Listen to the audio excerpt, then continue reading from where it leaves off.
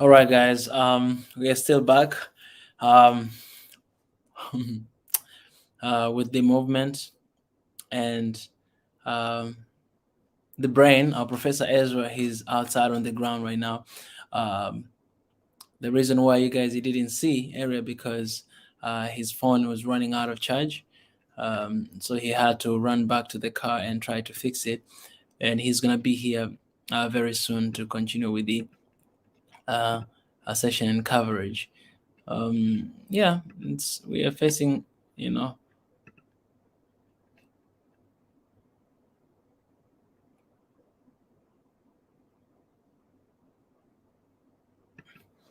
yeah. So we are facing challenges here and there, but um, everything is well, and we are trying our best to cover what's going on there. And right now, our family, our friends, our brothers and sisters at the headquarters of Twitter, and they're trying to raise their voice there um, to those guys right there. And yeah, it's very interesting because um, we went to the headquarters of CNN, and then we went to the headquarters of Twitter right now, and all these companies are owned by them. So it's kind of, yeah, it's really hard, to fight a battle whereby this platform that we are using, they belong to them, so they can do whatever the heck they want to do with it. For instance, even YouTube that we're using right now, it belongs to them. But I always tell you guys that the best thing you can do is to support, is to subscribe, is to share this channel, because even when they don't put it in the logarithm, because they can do anything they want to do with this YouTube. If they don't want people to see, they don't want people to hear, they can do anything, right? But you guys, if we subscribe a lot, if we have a huge platform, a huge number of people, what can happen is you can just go ahead and share this link with someone. We don't need them to put on the logarithm. You know what I'm saying? People will just know about it because it will be something big that nobody can resist. You know what I'm saying? It'll be something big that no one can resist. It'll be something big that even themselves they'll ask twice that should we take this down or should we not? You know what I'm saying? So that's the best thing we can do, and I think we need to come together and we need to support our own media so that later on, God willing, we'll have our own platform as well. That's my dream. That's what I'm thinking about, to have our own social medias, to have our own platforms, to have our own applications, to have all these our own. We'll be the one to run it, and we can make it happen in One Africa movement because we have so much brain in this movement, and they're ready anytime to take initiatives. All right, we have our Guys, sorry, I had a battery problem, no but worries. I've managed to do a little bit of charging to keep Uh-huh. him at least for another hour. So you get this report live from the ground, okay? You Yes. cannot get this. There's no CNN, there's no BBC here. There's only one Africa. There's only Swahili nation here. Swahili nation is the only one representing here, and we're gonna report this for you, to the best of our ability, okay? So I'm going to turn the camera around so you can see. Okay. Sorry. Yeah. Let me just do the No worries. setting and okay. That's So the this brain is right there. okay. That's beautiful. So I'm just gonna get close to them so Okay. I can report to you. All So right. just to give you a context of where we are, I don't know if you can see that. See the sign Yes. over there? See the Twitter headquarters? So and I'm just parked right behind that building. So I could just, so I'm here. So I want you to see, let me turn off this light. Yes. Yeah, Okay. you can reduce the screen light as well to keep the charge. Yes, yes. So, okay. I want you to have close, as close as possible to the audio, to the, okay. If you have any That's questions right. that you want to ask me, but if you have to go to bed, it's okay, you can go to bed. But we're gonna make sure Twitter here, those people working there and trying to stifle all our voices, they're gonna hear it. Okay, Yes, yes, yes. success that's what and we're to doing. take Twitter to new heights. See? We American Is the view okay? Eritrean origin Yeah, it's reside okay. in the It's San perfect. Francisco Bay Area. We came here to bring to your attention to what Can you hear appears to what be they a say? systematic Yes, I can muzzling hear. of pro-Ethiopia Okay. and Excuse pro-Eritrean me. voices by Twitter. Excuse me, guys. For the past 1 Sorry. year, Ethiopia has been fighting for survival against the TPLF, Tigray People's Liberation Front, a terrorist and secessionist organization that publicly vowed to dismantle the country. This same group had brutally ruled Ethiopia from 1991 to 2010 to 2018 and was removed from power through popular revolt.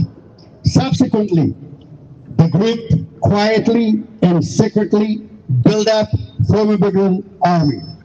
On November 4, 2020, it attacked the northern command of the Ethiopian Defense Forces (EDF) stationed in the Tigray regional state in what the group called a group.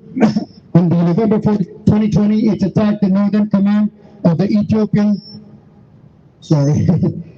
the Defense Forces (ENDF) station in the Tigray regional state in what the group called the lightning preemptive attack, slaughtering thousands of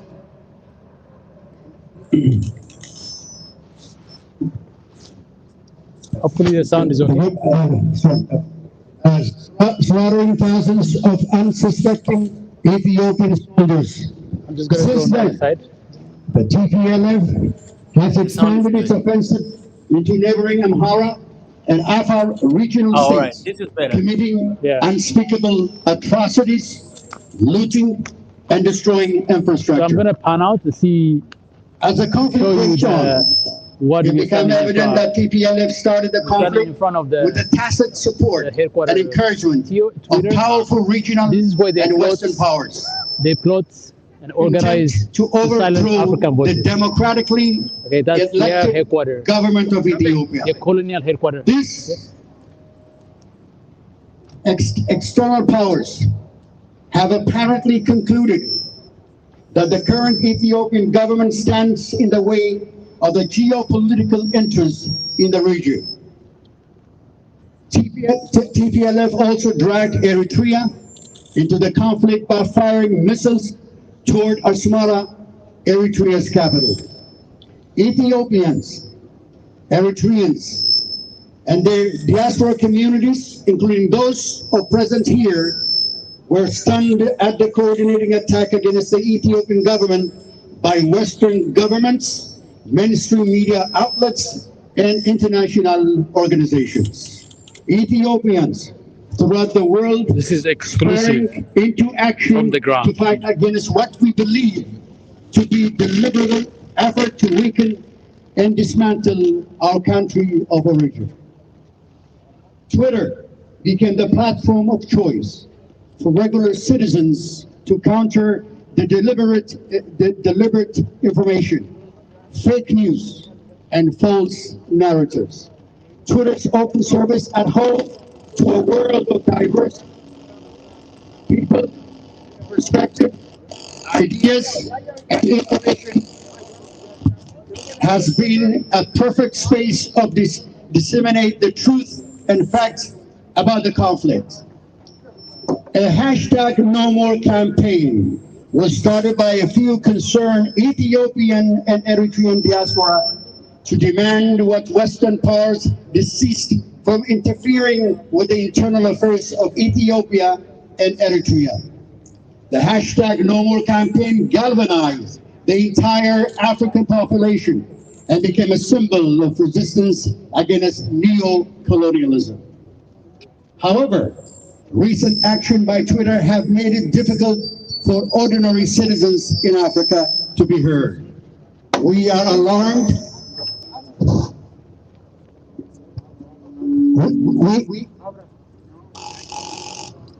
We are alarmed and dismayed by what appears to be systematic suspension of a growing number of pro-Ethiopia and pro-Eritrea voices and the reported tampering of hashtag NOMORE trending on Twitter. Unless these actions are corrected, Twitter runs the risk of standing on the wrong side of history by suppressing the voices of people that are simply demanding the dignity of managing their own affairs without the interference of powerful Western governments and institutions. We also like to point out this goes against Twitter's declared mission and value that clearly states. We also like to point out this goes against. We also like to point out this. We also like to point out this goes against Twitter's declared mission and value that clearly.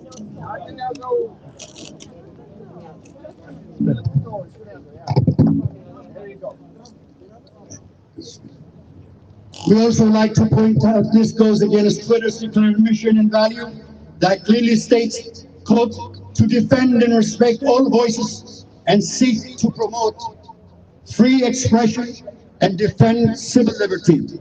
It is not too late to take corrective actions. Twitter's stated purpose is to provide, quote, a free and safe space of thought. It is thus perplexing that several of the accounts closed belong to individuals with impeccable personal and professional integrity. We have provided a partial list of the suspended accounts for your reference. The views expressed on Twitter by these individuals falls squarely on the mainstream. You're cutting their heads. This unwarranted suspension of accounts has understandably led many in the worldwide Ethiopian and Eritrean community to conclude that Twitter is a part of the conspiracy of silence, to silence African voices and keep them under the dominance of Western powers. However, we Ethiopians and Eritreans in the Bay Area who have seen up close Twitter's rise out of the uniquely innovative and idealist Bay Area community and grow to rise out of an equally innovative and idealist Bay Area community and grow to the global social media powerhouse that it is, strongly believe that you will consider our concerns seriously and make the corrective actions where warranted. Knowing that millions of Ethiopian and Eritrean voices are relying on this suspended accounts to voice their grievance to the world, this is a matter of national and international interest that require your urgent intervention. We would like to appeal to your good office to investigate and reinstate this suspended accounts and carefully evaluate your reporting and suspension procedures as it relates to the Ethiopian conflict for any human and or algorithm biases. We do hope that you will heed our calls and take necessary actions. We look forward to hearing your positive response. Thank you.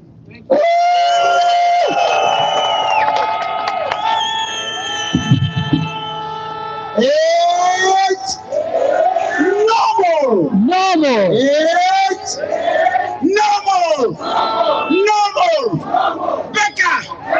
Becca! Becca!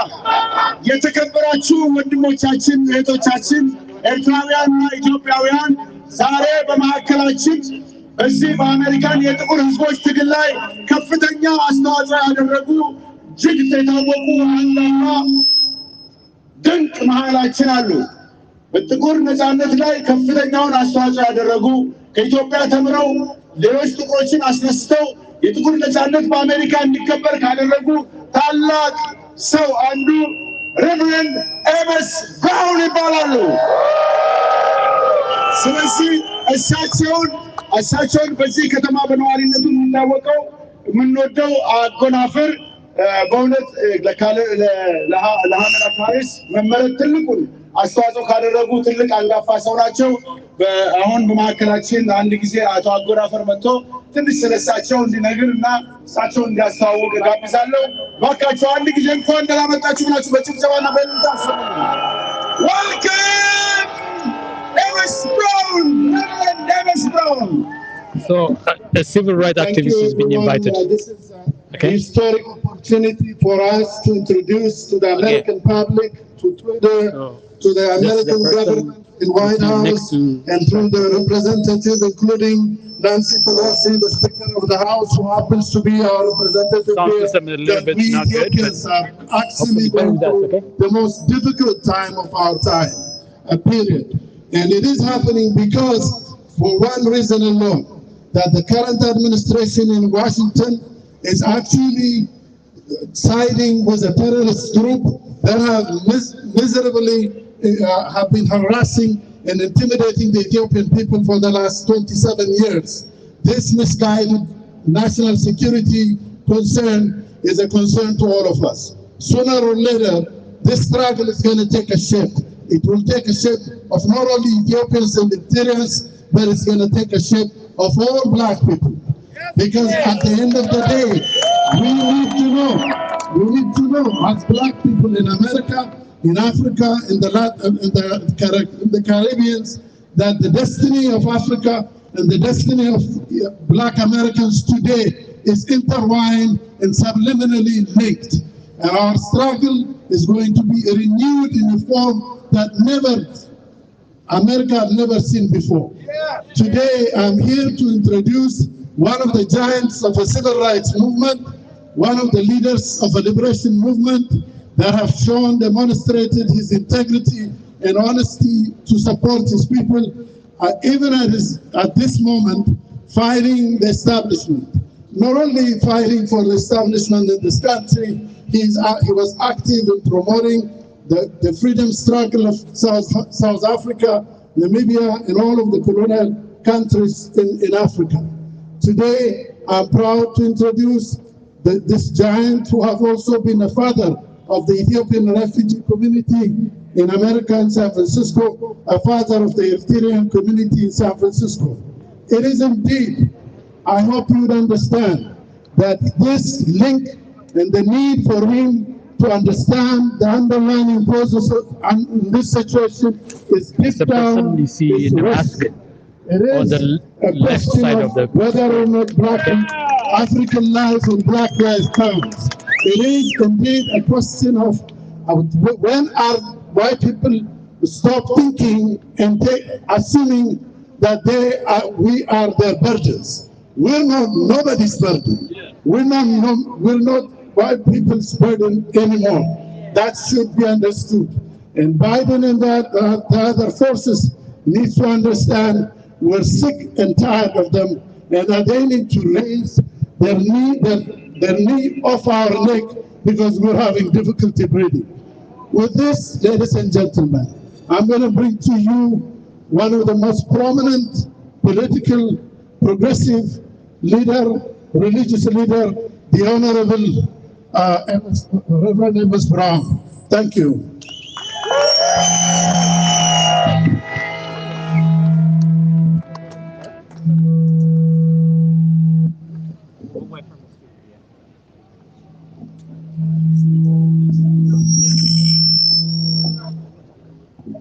My friends, I am here today. Even though I was informed about an hour ago that the sons and daughters of Eritrea and Ethiopia would be standing in solidarity in the face of an evil that didn't just start today.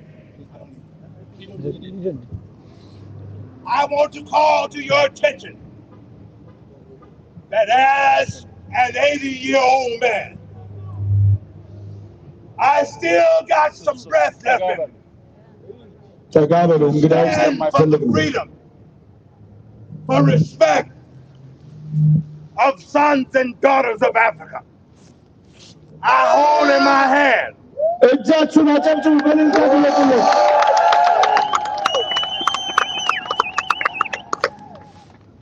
this walking stick, the Sankofa walking stick from Ghana, West Africa.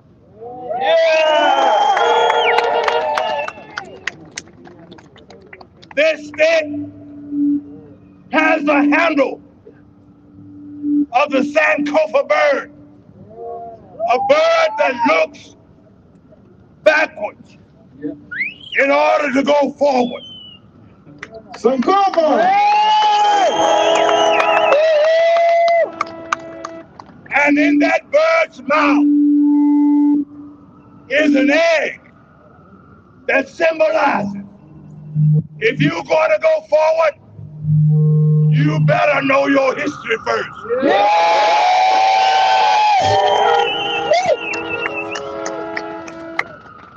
And I want to give you a quick history lesson as to why we're here today. Far back during the 4th century BC, before Jesus of Nazareth was born, there was a man named Aristotle. Aristotle, one of the fathers, so-called fathers of Western thought. What did that man say? He said that the Ethiopian and the Eritreans and all black Africans were inferior because of the color of our skin. But I come to tell you today, we are somebody. And we bow to no man or woman. But we were all made in God's image.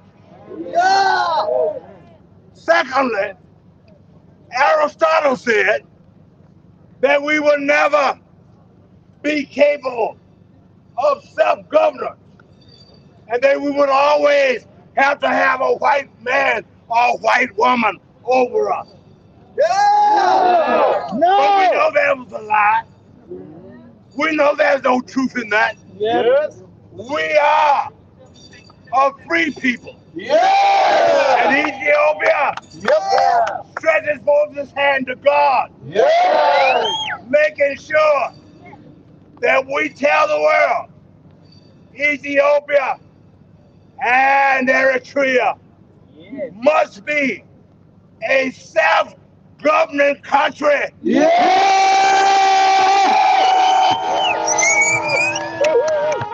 Sorry, I'm getting excited, guys. We don't need Bear with me. anybody to govern us. We can govern ourselves. Feed our families. Teach our children. Celebrate our culture. And keep the enemy out of Ethiopia.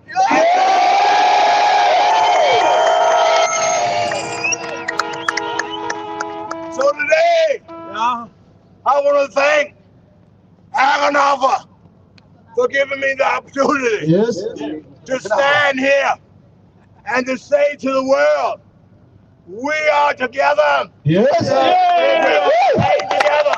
We're going to pray together. We're going to sing together. We're going to shout together. Until the day comes when all of us will say, we are Africa for Africans. We are supporting Eritrea. We are supporting Ethiopia. Everybody Nobody is going to divide us. Thank you, Malcolm. Thank you.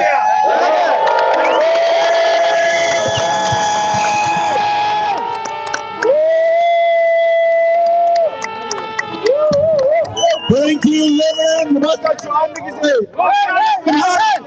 Appreciate him. Give him hand. Yes. Thank you. Brown, thank you very much. Thank you for coming.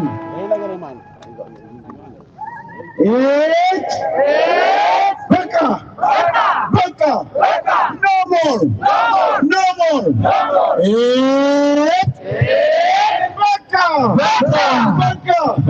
That was a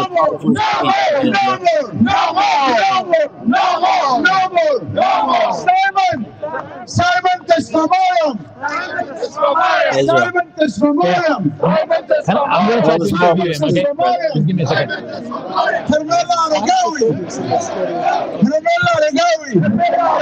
We respect you. And not Is it okay to interview for an African media? Is it okay to interview quickly for an African media? Yes. Okay, this is the Swahili Nation, One Africa movement. Okay, Mika, I'm going to interview this legend here, and I want him to say a few words. We have a lot of people across Africa listening to us, watching this live video right now. If you have any message for them, to let them know what Africans should be thinking about and how Africans. Okay.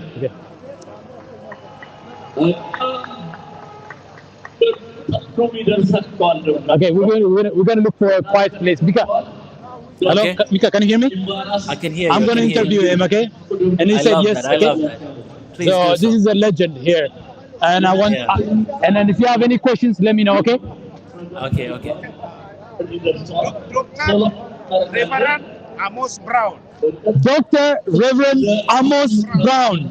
Dr. Reverend Amos Brown is here with Swahili Nation. Okay, I don't know how many people are live. Mika, you can tell me how many people are live, and I'm going to be interviewing him and asking you a few questions, and I want him to inspire all our audience who are actually listening to you across Africa, from the Gambia to South Africa, from Senegal to the Caribbean, who wants to join Ethiopia on this one NOMORE movement, who wants to join Eritrea on this NOMORE movement, to say to the world that you can silence our voice on the digital space, but you cannot silence our voice.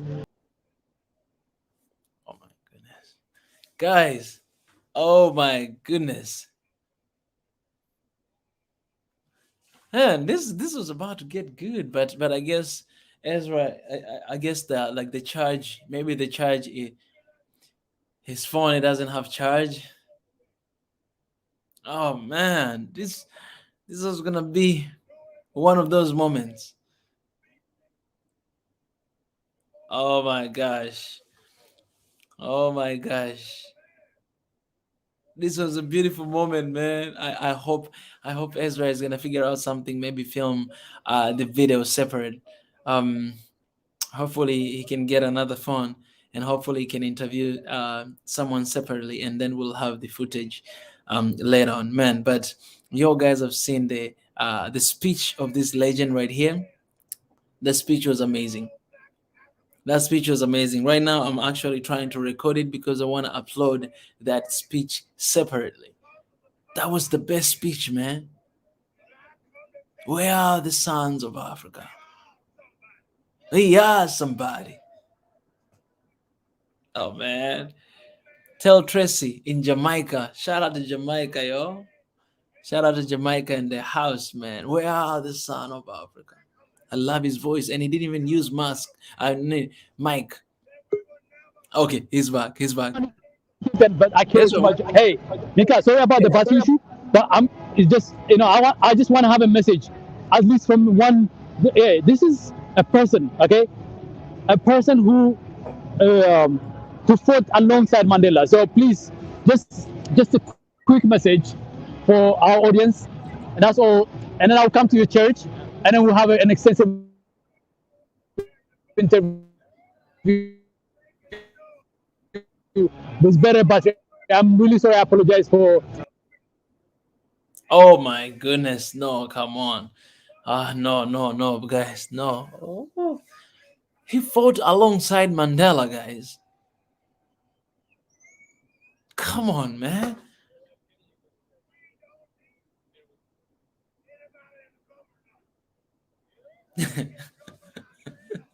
Not to say official cast at this time of the hour. Man, this is the guy we want to listen to, man.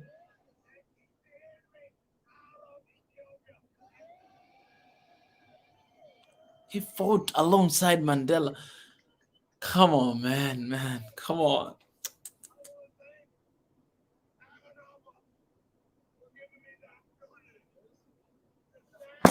Guys, I'm going to upload his speech again. See here? I'm trying to make it possible. You'll be able to see it very soon. Oh, man. Come on, brother.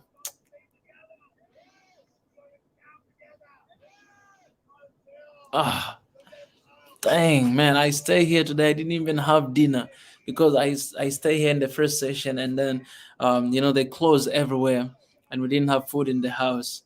So this is worthy. I just stay here up to this time, man, to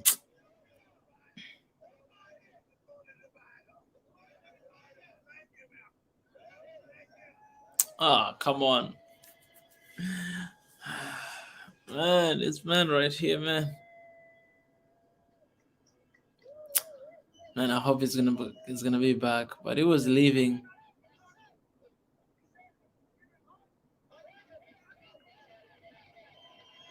Oh, man, come on.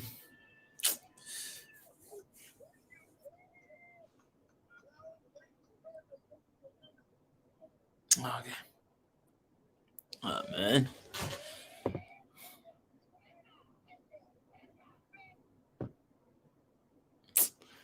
Guys. Yenatam, man, no worries, man. In this fight, man, I've seen one picture of Ethiopian soldiers, the legs, like you can see the legs, they turn to white, and this you cannot compare with that. You know what I'm saying? People are fighting so hard day and night for this. So these are small, very little, tiny sacrifices that we need to make one at a time. We need to skip our sleep. Here, Nati knows, right? Right now, here in Tanzania is 1:26 a.m. Right, and my time to sleep is always like around 4 a.m., 5 a.m. That's when I sleep, right? Because in this fight, man, we need to to wake up. While others are sleeping, we need to be awake. We need to be planning. We need to be fighting. We need to be strategizing. You know what I'm saying? It's a little sacrifice that we need to make. So missing dinner can still have water, and it's good for health sometimes.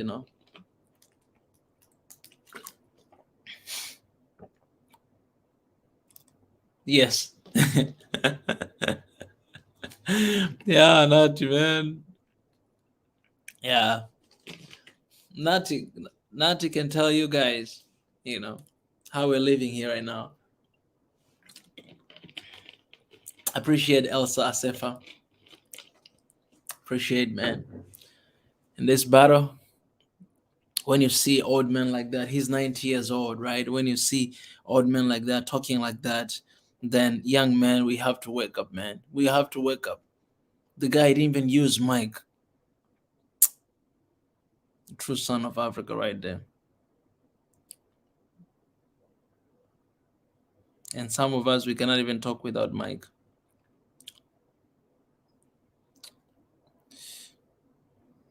Where we becoming, man? Where are the true sons of Africa? So yeah, we are responsible and we have something to do, about this. I hope Ezra, he will be back, but I cannot wait to have this session with him. But this interview here, but this man, I think I will upload it right away. I'm gonna need to upload this, and I'll show it you guys right away. This was one of the best speeches. Hopefully, we're gonna have another moment with him.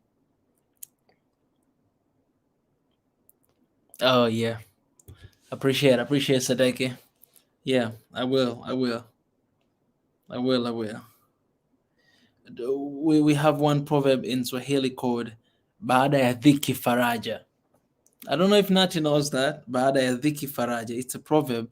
Dhiki is like tribulation. So after tribulation, there's comfortation. Comfort. So you're not gonna have just one way, you know. So we're waiting for that comfort. Comfort is along the way, and we are going to celebrate soon our victory very soon because victory is on the way. Yeah, exactly. His phone, it's, let me try to tell him here. I hope I can get him right now because his phone, it went off, but I hope he can do that.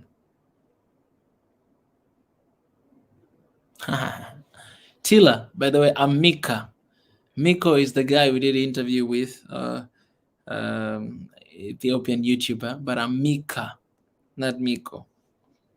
A lot of people are calling me Miko. I don't know why. It's Mika. Yeah, guys. Watching from Las Vegas. Keep it up. I appreciate Lovely Moo. That's amazing. Yeah, I think we're gonna have a session very soon with him. So I'm very excited about that. Anyways, guys, I don't know if Ezra will be back. I'm kind of waiting for him right now, but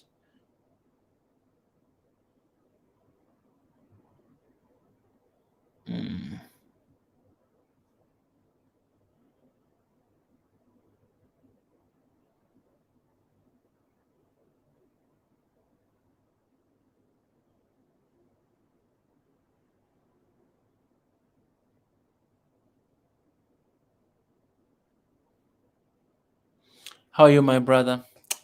I'm doing all right. I'm a little tired, but I'm doing fine. If I get out of here, I'll go straight to bed.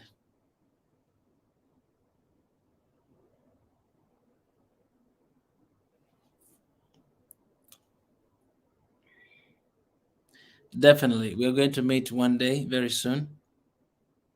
We will meet one day.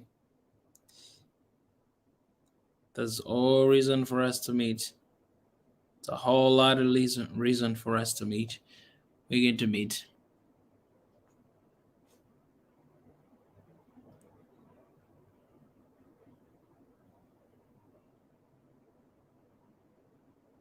Trying to reach out to Ezra.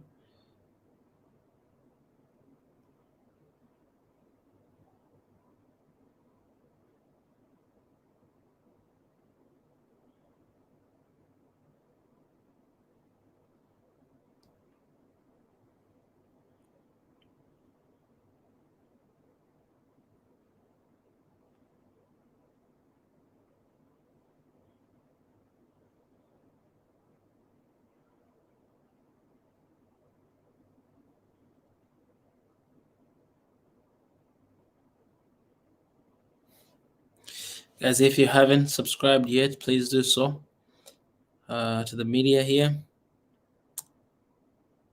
And know that this is here for you. And we keep raising our voice as long as it takes.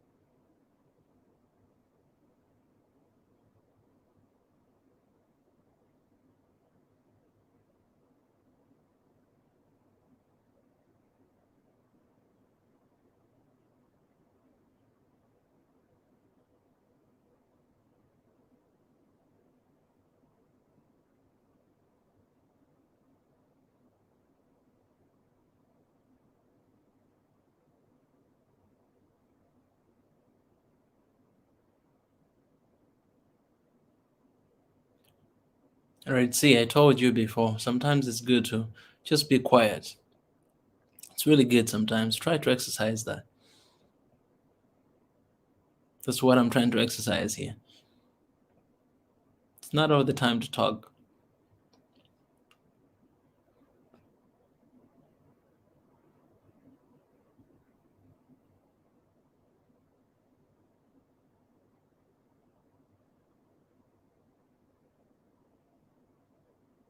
Sometimes you just need to suck it in, everything that is happening, that is going. You just need to take a moment. And I refuse to have a pressure to talk. Right? I refuse to have a pressure to talk. People that can be engaged in the conversation even without me talking. I don't have to talk.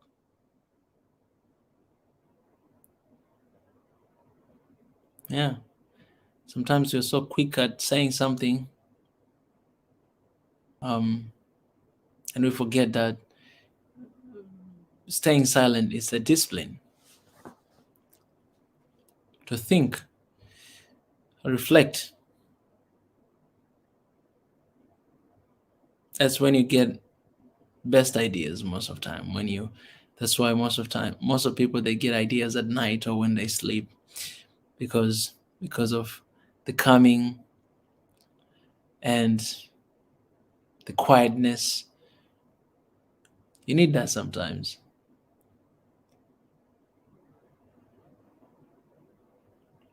And mind you, I never run out of topics. I never run out of points, ever. That's why sometimes I have to just stay still, because you always have something to talk about. Always have something to talk about. But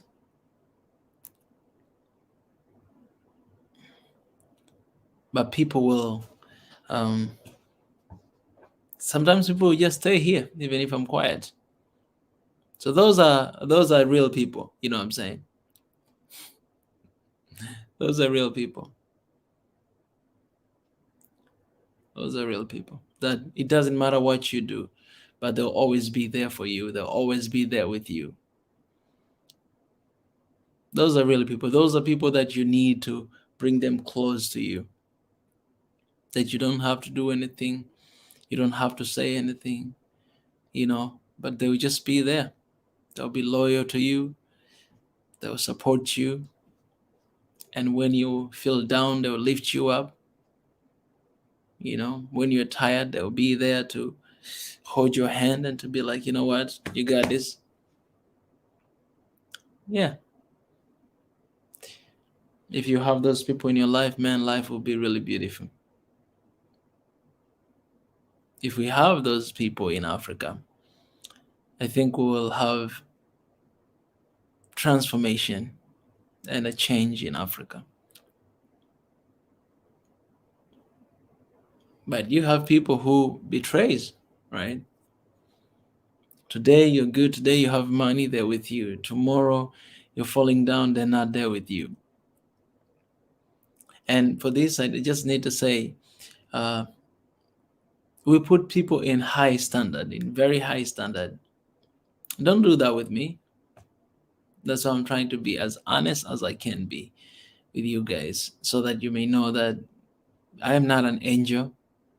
I'm not Angel Michael. No, I'm Mika. I'm not an angel. I'm just a human being. So don't put me in high standard thinking that this guy is, he's the best guy I've ever seen. I'm just like you. I have struggles like you. It's just like you. We don't have any difference. Don't have any difference. I'm just a normal guy, regular guy, who's struggling with life just like you, who have things in his life that needs to get better at, who have weaknesses. It's a normal human being. So don't put me in high standard, because you'll be disappointed. Just see me as I am. As I am. Yeah, and pray for me. That's really important. Yeah, some of you are gonna see me face to face one day and you'll realize what I'm saying. I joke a lot. I make a lot of fun. I mean, I make fun out of people sometimes. Yeah, just a regular guy. A regular guy who wants friends, right? Who wants people around him as well. I mean, you have seen me crying.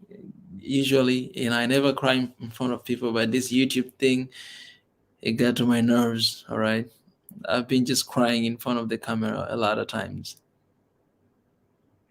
Yeah, so just see me as I am, just a regular guy. And we have 78 people watching here. So just know that I'm just a normal human being who needs God every single day, and who needs support, and who needs love, of course, from God and from people as well. It feels good sometimes. But when you do these things, you have a lot of haters. There are a lot of them out there. But also lovers, you have a lot of them out there. This is very good session, because I'll tell you this, that most of the time when you have a spotlight and you have a name, then people, they think you got yourself together and you have a lot of people surrounding you. I'll be honest with you, it's a pretty lonely place to be. It's a pretty lonely place to be, because everybody think like that, but in reality, you don't really have people. I had a pretty good time when I went to see my family. But now I came back to normal life. I had family. I did live stream, but sometimes I was with my family, talk a little bit, eating. But now it's 24/7, right? In room here, doing work. So it's not really it's not really sometimes. That's why I'm really excited to go to Ethiopia, because at least I'll be able to see people, right? Yeah, but when you're working inside here, then you don't really see people. It's just you and camera, and other people out there, right? Maybe if you guys would come here on the live screen to talk, then we can see each other. You know what I'm saying? That's beautiful. Yeah. Sometimes I'll tell you this. I'm really opening up right now. Sometimes I just feel like coming here and just have a session like this, not to talk about anything, just to connect. I feel like that sometimes, just to connect. And I think I'll try to do that maybe on my Instagram. I'll try to do some live on Instagram just to connect with people. But yeah, sometimes I feel that. So yeah, just like we are serious all the time, we're serious all the time. And honestly, like, that's the only thing that I listen to. That's the only thing that I watch. I came to realize that, wow, because I used to watch a lot of movies. All right, you used to watch a lot of Netflix, but then I came to realize that, dang, it has been a month I didn't watch anything. Then I'm like, I didn't watch anything a month. I was like, wow, this is interesting life. It's interesting life that you don't watch movie, you don't go out to hang out with friends. It's very interesting life, but it's for a good cause. I met a lot of friends here in the live stream, so a lot of time just coming here and see you guys. Yeah. And some of the best friends, some of the good friends are those that you don't even meet them face to face. Some of them are really good, like, I'm pretty sure, Red Sea, you might be a good friend. All right, let me just say this. You might be. I'm not sure about that, but you might be a good friend. Because I'm a little bit too strict when it comes to friendship. But you might be a good friend. You have something in you. You have something in you that that you can be a good friend. You know what I'm saying? Yeah. So shout out to you, Red Sea. How why I think you might be a good friend, because you annoy me sometimes. You're annoying me, but I appreciate that because you're honest. So honest is very, it's very important, and that's one of the things that I love the most. I love honest, even though we are not all the time honest, but it's one of the things that I love. Yeah, I'd say you might be a good friend, Red Sea, because you're always here. I see you here all the time. Even when you annoy me, you're still here. Exactly. Friends can be annoying. So take an example of Red Sea. Red Sea, sometimes I see your comments and I just ignore them because I'm like, I can't block him. I don't know if you're him or her. I'm like, I want to, but I can't. All right. Let him be. So no. You don't have to apologize for that. You're just honest. And for me, I see that as a sign of pure soul. You just say what is coming to your mind at a time.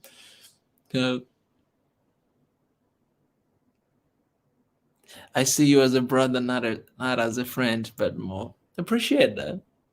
Yeah, appreciate that. For me, like, it's really hard to call somebody a friend. And we all have different experiences, right? But in order for someone to become a friend, then I really need to trust that person so much. Yeah. Because you choose friend, right? You don't choose family, but you choose friend. So yeah, that is because you are going through some experiences in life, and then you realize that not everybody can be a friend. But you can love everyone, and that's what I am trying to do, to love everyone, to love as much as I can, because that's the only energy that you need to put out there. No matter you attack me or you hate me or you do this, but I choose to love. I choose to do that. Doesn't mean that I'm okay.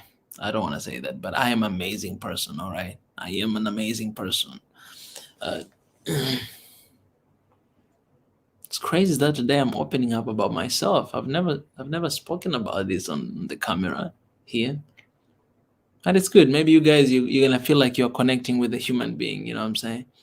Like, you feel like you're talking to a human being. So let me be vulnerable a little bit, because I hate when I've had experience where people, they put me into high standards and I couldn't live my life because I will always think about what people they're gonna think, right? But we have this tendency to idolize people. People we love, we idolize them and we put them into really high standard. Think that they're like some sort of angels or saints. But yeah, we're not leaders, human being. We're not. We're just human being who needs God. Yeah, Tom, exactly. This is nice. I appreciate us for saying that. You see, Red Sea, that's why I told you sometimes you just need to shut up and to take some time. You don't need to talk all the time. And when you stay silent, that's when you get wisdom. So you can just jump into other topic. Okay, let's talk about how Western interfered. No, come on. Just chill. Take some time. Reflect. And have some normal conversation with human being. You guys will feel like you connect with me. Because that's the best thing I want to have with you guys. I wanna connect with you. I want you guys, when you come here and watch live stream, you feel like you are going to your place. You know what I'm saying? Like, I want you guys to feel like this is your YouTube. This is your media. You know what I'm saying? And that's why I'm trying my best. I'm trying my best to answer some DMs I receive, even though it's a lot of them. But I'm trying sometimes. Yeah, and I have this tendency sometimes to surprise people, like, just to call them and to be like, thank you for your support. And it's beautiful. One day I did that, and then somebody was asking me that, is it really you? I was like, it's me. And I was like, all right, can we video call right now?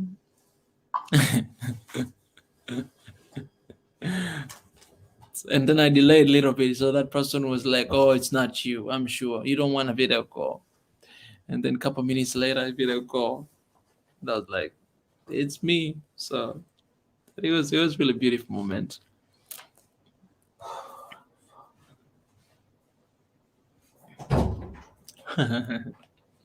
Red Sea, this is what I believe. Is what I believe. I believe good things take time. And there's a lot of content we are producing right now. It comes in the form of live stream, but we have a lot of good plans. For instance, take an example of what Nati is doing, the Minister of Education. That's a content. We have so many different plans are coming, and it's going to take some time. Because creating a media is not something easy that is just taking a day. Everything takes time, so it's one step at a time. Right now, if you're not realizing it, I'm building the foundation. This is the foundation. But I'm going to Ethiopia. There will be a lot of content from Ethiopia in that trip. There'll be a lot of content. You guys, I cannot even tell you what is about to come, but there'll be a lot of content that we're going to create out there. And you have been seeing, for example, you've been seeing some videos from here, Tanzania. The recent one, it was with the students of University of Dar es Salaam.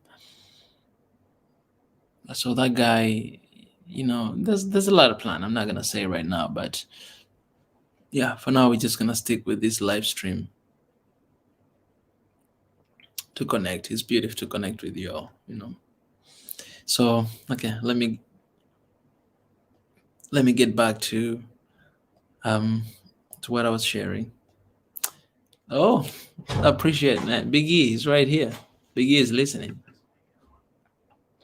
This is Swahili Nation partner, guys. Appreciate Big E.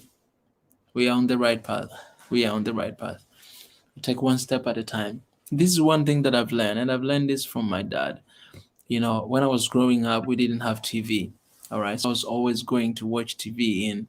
I remember in friend's house, right? So we would always go back and talk to dad, why we don't have TV? Look at them, they have TV. Look at them, they have TV. Why we don't have TV? Why we always have to go to other people to watch TV?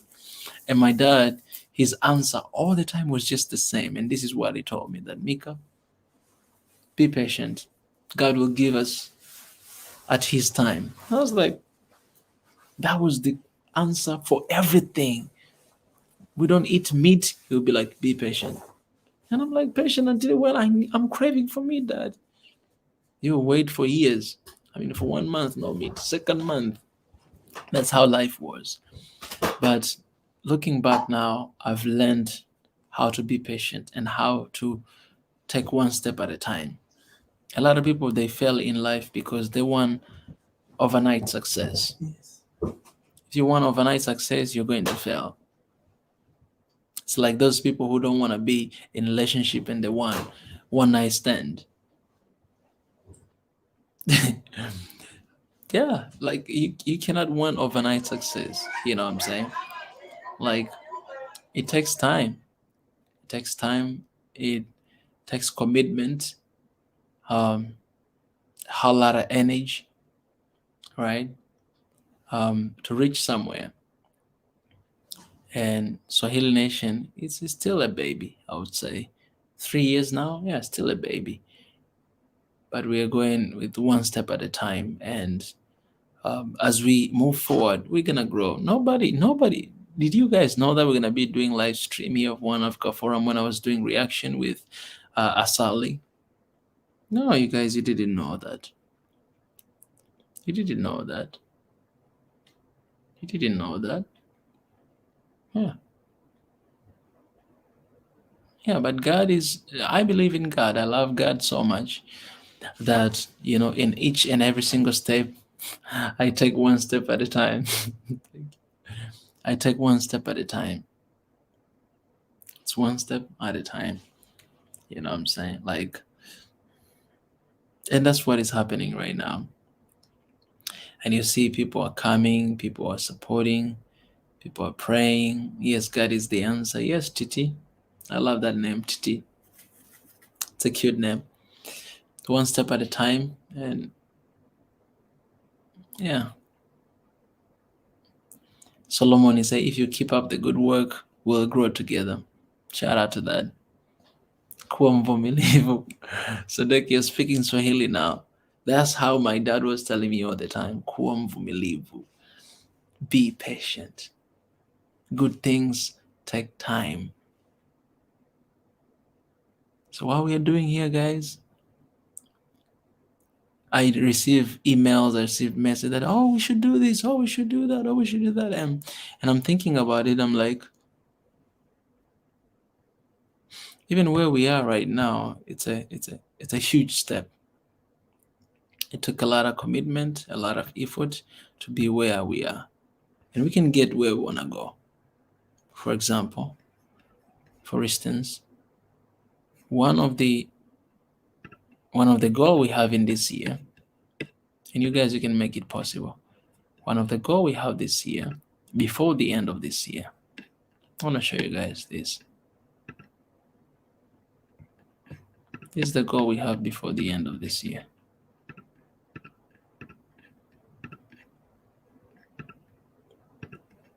Right here. To hit 200K. 200K thousand subscribers. Right now we are 189. Hopefully tomorrow when I wake up, it will be 190. So we need 10,000K in 20 days. 20 days, guys. Actually, right now is 19 days. 19 days, we need 10,000K. Those 10,000K, I can give it, even if we have 10 days, I still believe we can make it if we get 1,000 every single day, which it happened before. Right now, I didn't check yesterday and today, but I guess it's still happening. Yeah. Yeah. So let's hit that first. 10,000K. We walk by faith, not by sight. Don't give up, brother. We are with you. African gents of change. Appreciate. I love that scripture right there. We walk by faith, not by sight. Yes. Thank you for reminding me that. By faith, not by sight. Like, we don't see to believe it. No, we believe it even before we see it, because we know that God is in control. Not USA, not China, not Africa, but God is in control, and we walk by faith, not by sight. Why would you ask? Yeah, I speak Swahili.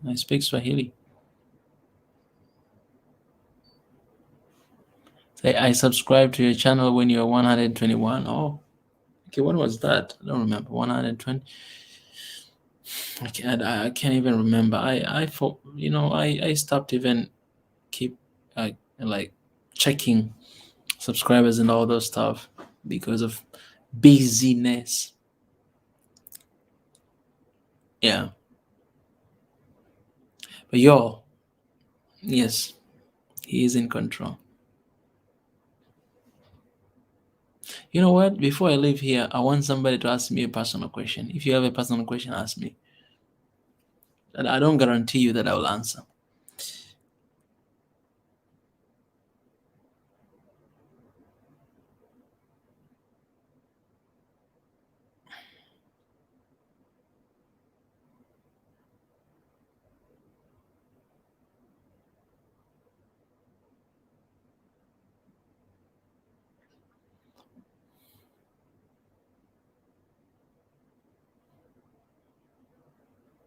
God is in control.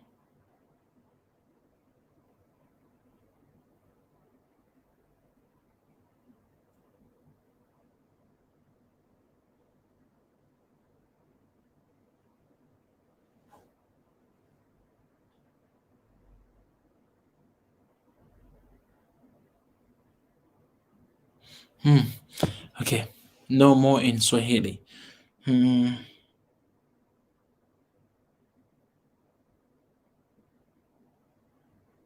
No more. No more in Swahili. No, I need to check it.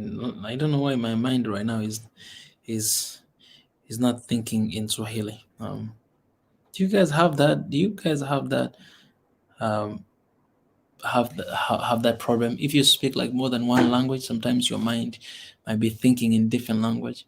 Like when I was going to Korea, my mind was thinking in Swahili, translating to English, and then translating to Korean.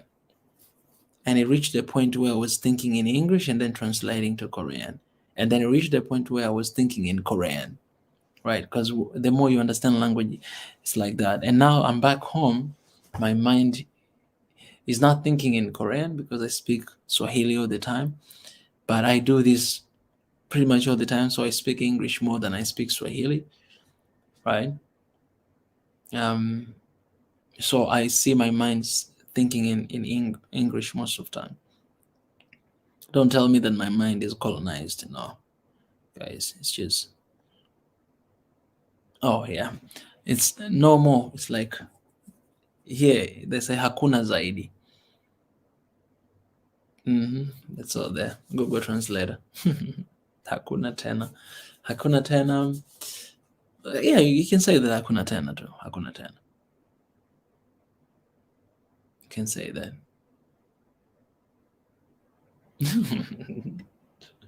You know, it's funny that it's funny when I speak, I will always find a word in Swahili to say, no matter what it is.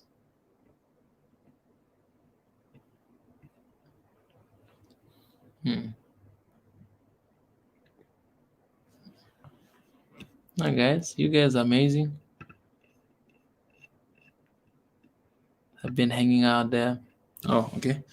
Can you send me a message?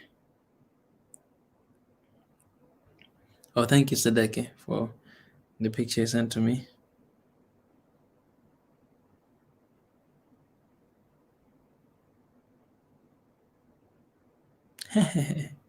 Oh yeah, so Red Sea, let me give you responsibility, okay? Red Sea, you have a responsibility within these 20 days, 19 days, you have a responsibility to bring 20 more subscribers. Red Sea. And all of you who are watching here 93, you have a responsibility to bring 1 or 2 more people to subscribe to this family. And then we can hit 200K at the end of this month.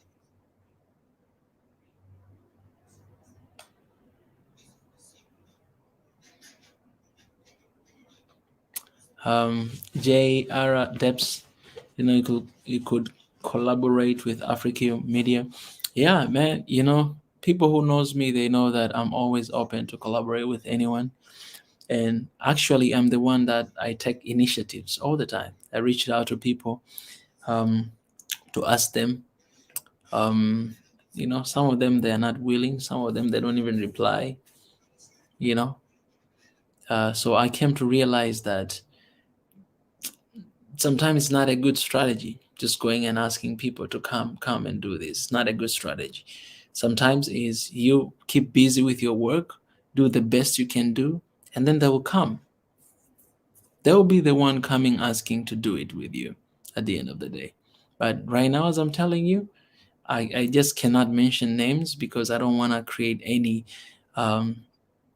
hatred towards one another. But I reached out to a lot of people already. And most of them, like people that I interviewed, is lesser than people that I reached out to them.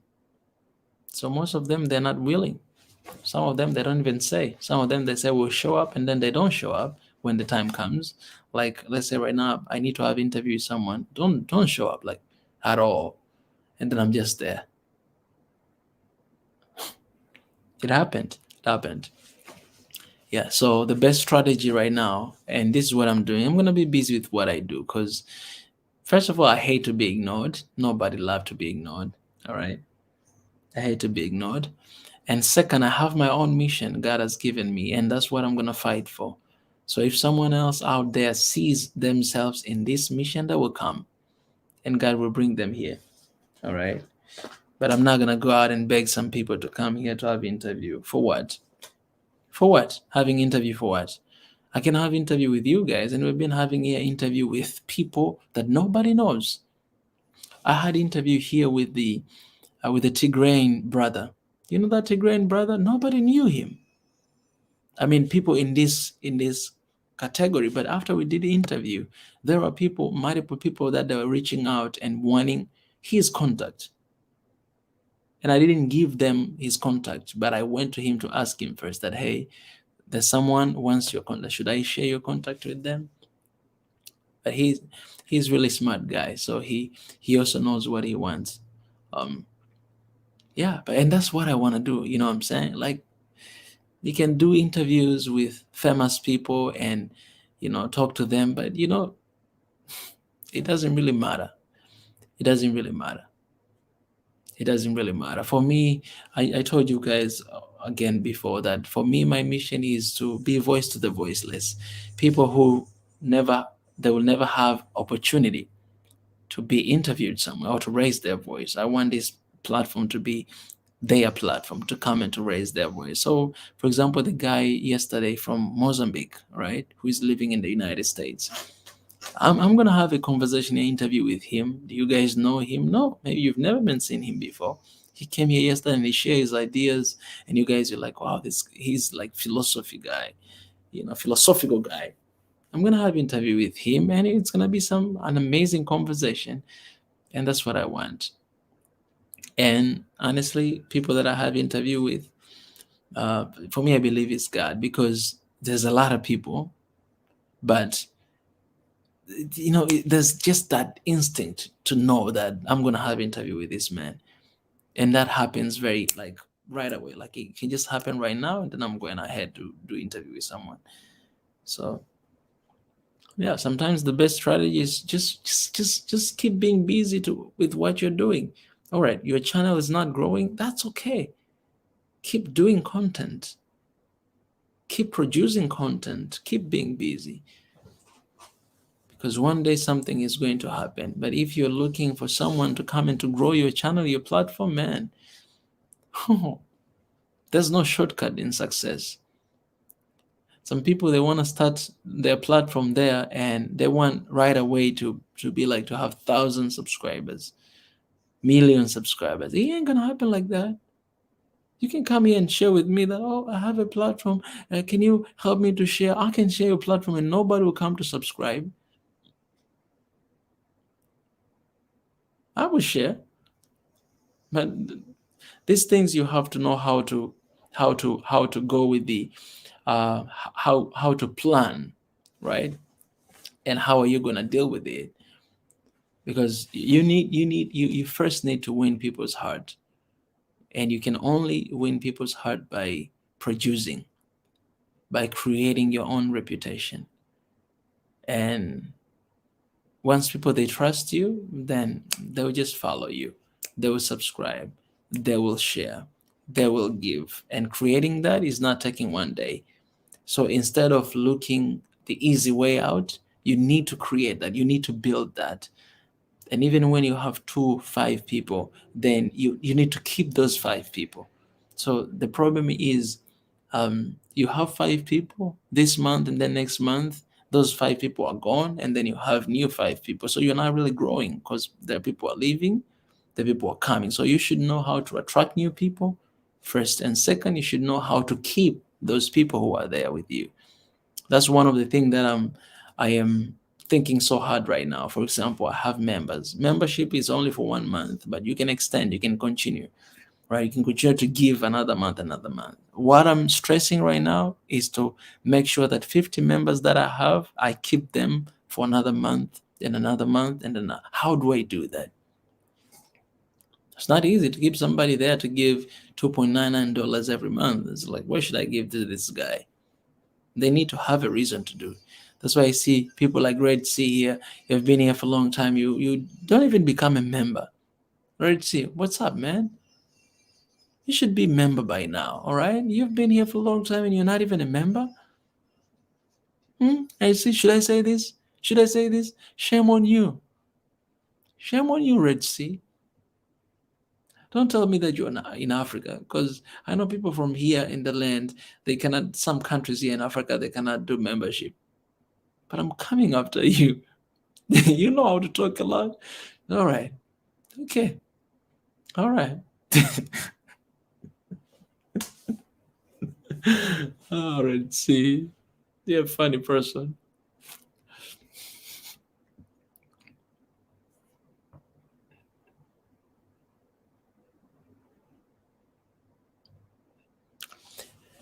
Red Sea. Again. That's Wodemaya's mission. That's Wodemaya's mission. You don't want to be the next Wodemaya. Even you don't want to be the next Mika. There are people I know there are people started to do reaction because I started to do reaction. But you will never be me. And I will never be you. So creating something just like someone else, the way they're doing, in order to get something, it never works like that.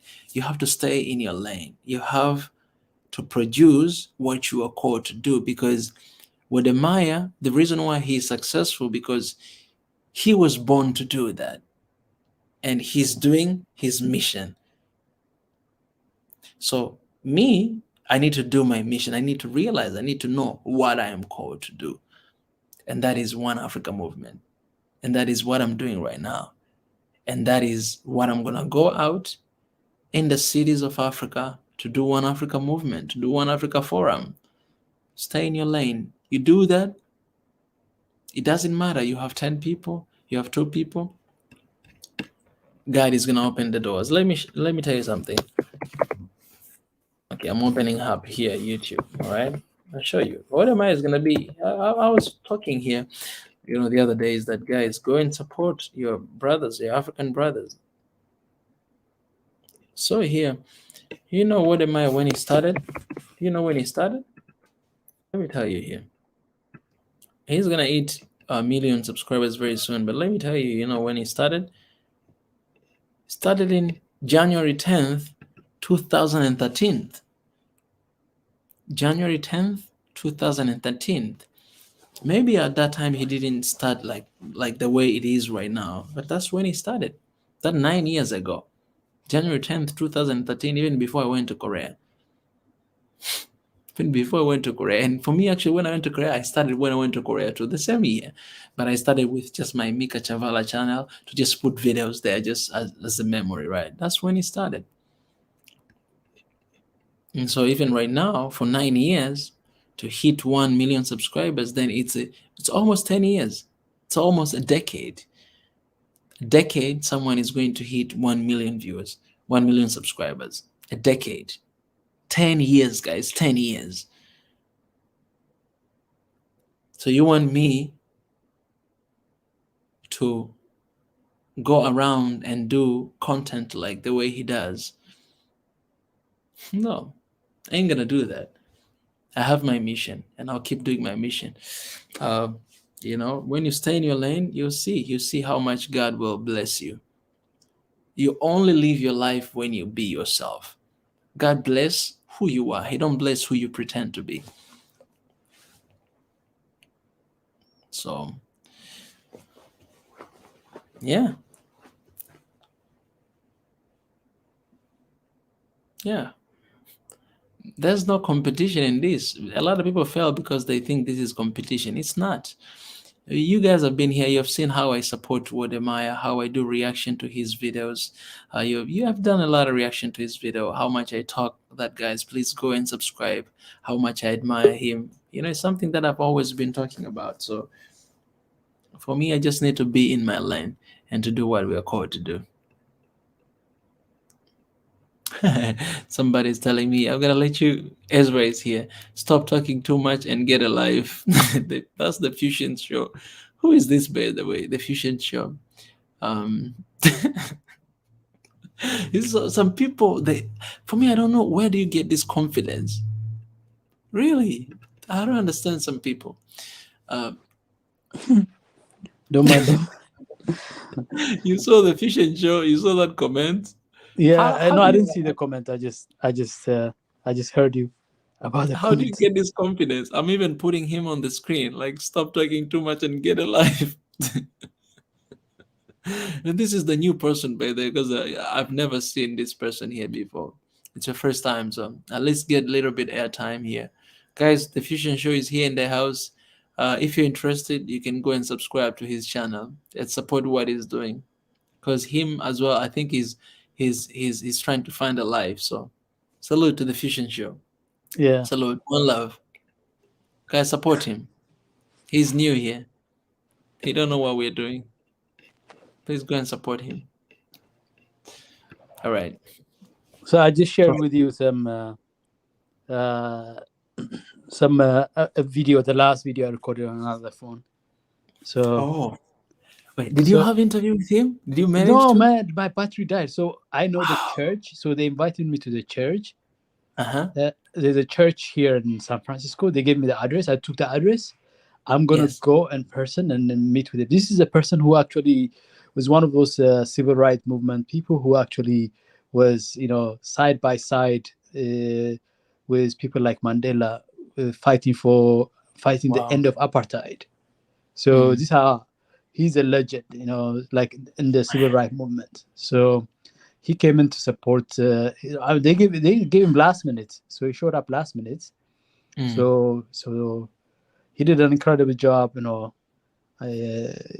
inspiring a lot of people, turning this into an African issue. And but like to me, like those people who are out there, they listen to CNN, they listen to this crap from Al Jazeera, media. They're not gonna, because they don't complain about them, because those people are white people. Like if somebody is white, these are black people who are subservient to the color of a skin, and so they give authority to a voice because of if you are a black person. I mean, sometimes it really pains me when another black person puts down another black person. It's crazy. So the Fusion Show, yes. I won't use Ethiopian misery to grow my channel. I won't use. we are stopping Ethiopian misery. Yeah. We are stopping. Don't say, look, Fusion Show. Ethiopian misery is because Ethiopia is in misery because of people like you. That's what it is. People like you who are supposed to be standing with the people who are being slaughtered like sheep, okay, through policies that we should be standing up against. What we're doing here, we're standing up against those things. We're standing up against those policies that are by design supposed to keep you poor and in poverty. Oh, thank you. Thank you, Nathan. I wasn't trying to be a pro, so hopefully people understand that I don't have any professional background doing journalism. Partly I was emotional, and partly I was part of the process, but I was also trying to, at the same time, to provide reports and coverage. So I don't know if you guys got the speech the civil rights movement gentleman was giving. Hopefully that came through. We did, and also I recorded a separate video. I'm going to upload the separate video of that speech. Yeah, break it up into parts and then upload it. Okay. Yeah, just send to me like his exactly name, because I want to put in the title. Yeah, I've written it somewhere. It's like it has title. He's a doctor and reverend. So, so I'll go and check it out and then get you the name, full name for it. But the question is, what are you doing? What are you doing? Whoever is saying you should not do this, what are you doing? What are you doing to stop, Western powers using the misery of Africans to impose their will on Africa? What are you doing about it? What we are doing is we are looking at the misery of Ethiopians and hundreds and thousands, okay, and hundreds. Look, the in the Amhara region where those terrorists that have invaded that place, 50% of schools and healthcare, 50% of the region's schools and healthcares have been looted, and if there is anything remaining, have been destroyed. I mean, the visual confirmation of the atrocities committed in that region is for anybody to see. Even those human rights organizations that have been ignoring the plight of those people who were under the occupation of this terrorist group, even human rights organizations, they're coming out saying TPLF had summarily executed civilians in those places they occupied. Yeah, I mean, like, how can we not talk about this? Is Al Jazeera talking about it? No. Is CNN talking about it? No. And when we Africans say, you know what, no more to that, do you know what they're doing? They're stopping us from saying no more to that. What do you think Twitter was doing? Twitter is silencing those voices. So are you telling me that we shouldn't be a voice to those without voice? If Mika's job is his passion, deal with it. That is it. Deal with it. But he's not gonna stop what he's doing because of you. He's not gonna stop, standing up for what is important and what most Africans value. He's not gonna stand. Wait for your Western tutelages and your Western hacks, your Western colonial hacks to come and support you, establish yourself. Give you jobs, create jobs for you. Bring good education that matters to you. Build the infrastructure you need to end poverty and hunger. Thank you. What's her name? Juju, right? Oh, Juju, that's a nice name. Thank you, Juju. By the way, the picture she's using is one of those UN officials that got fired because they were whistleblowers. Exactly. So I was really surprised because I thought it was her. I was No, like, it's Juju, not. People are using them as their thumbnails. I wanted actually to interview her. But I cannot reach out to her. Yeah, they probably want to stay behind. They probably don't want to be part of the. I mean, they probably paid a lot of the price for it. But and if you listen to that audio that was released, they were willing to do that. They were willing to pay the price for speaking out. And so, of course, Ezra. Yeah. At this moment, there's no one who is going to stop us from moving, like literally no one. So for the person like this, I see it's not even worth it to block him because he's gonna be in the list of blocked people, and I don't want to do that. It's not worth it. Absolutely. I just want him to listen to us more. Horrible, maybe this is somebody who is misguided and misinformed and misunderstood. He's misunderstood. So I would not. Thank you, Red Sea. Red Sea youth are like that. I would not block somebody like that. It's not. Yeah. Exactly. You just people like that. First of all, he's new here, so I mean, he's gonna need to listen to us after some time. Maybe, something will change in him. Come up with a cogent argument. Come up with a cogent argument, a rational, a reason as to why we should not be fighting for one Africa. Come on. I'm willing to debate you. We are willing to debate you. We are willing to argue with you. But we're not going to dehumanize you and degrade your humanity because you disagree with us. Okay? We're going to be... we're going to be... just give me a second here. I'm trying to... For some reason, the sound system on the phone is a little bit. If you, I think you're aren't you tired? It's like. Of course. God, it's 2 a.m. and I was just waiting for you, like, to come to Yeah, have your final thoughts, and then yeah. But I was yeah, having really good time because I was having just a normal conversation with my people here. exactly. The reason we are promoting the Swahili nation, and I think Jonathan has nailed it in the head, is because there's no media out there that is going to take your issues seriously. There's no, even Africa medias. What do they do? You were saying yesterday, I think in your interview, I was hearing you say that they would just repackage reports by Oh yeah. some Western, because it's just the journalists are like Yeah, they're like that.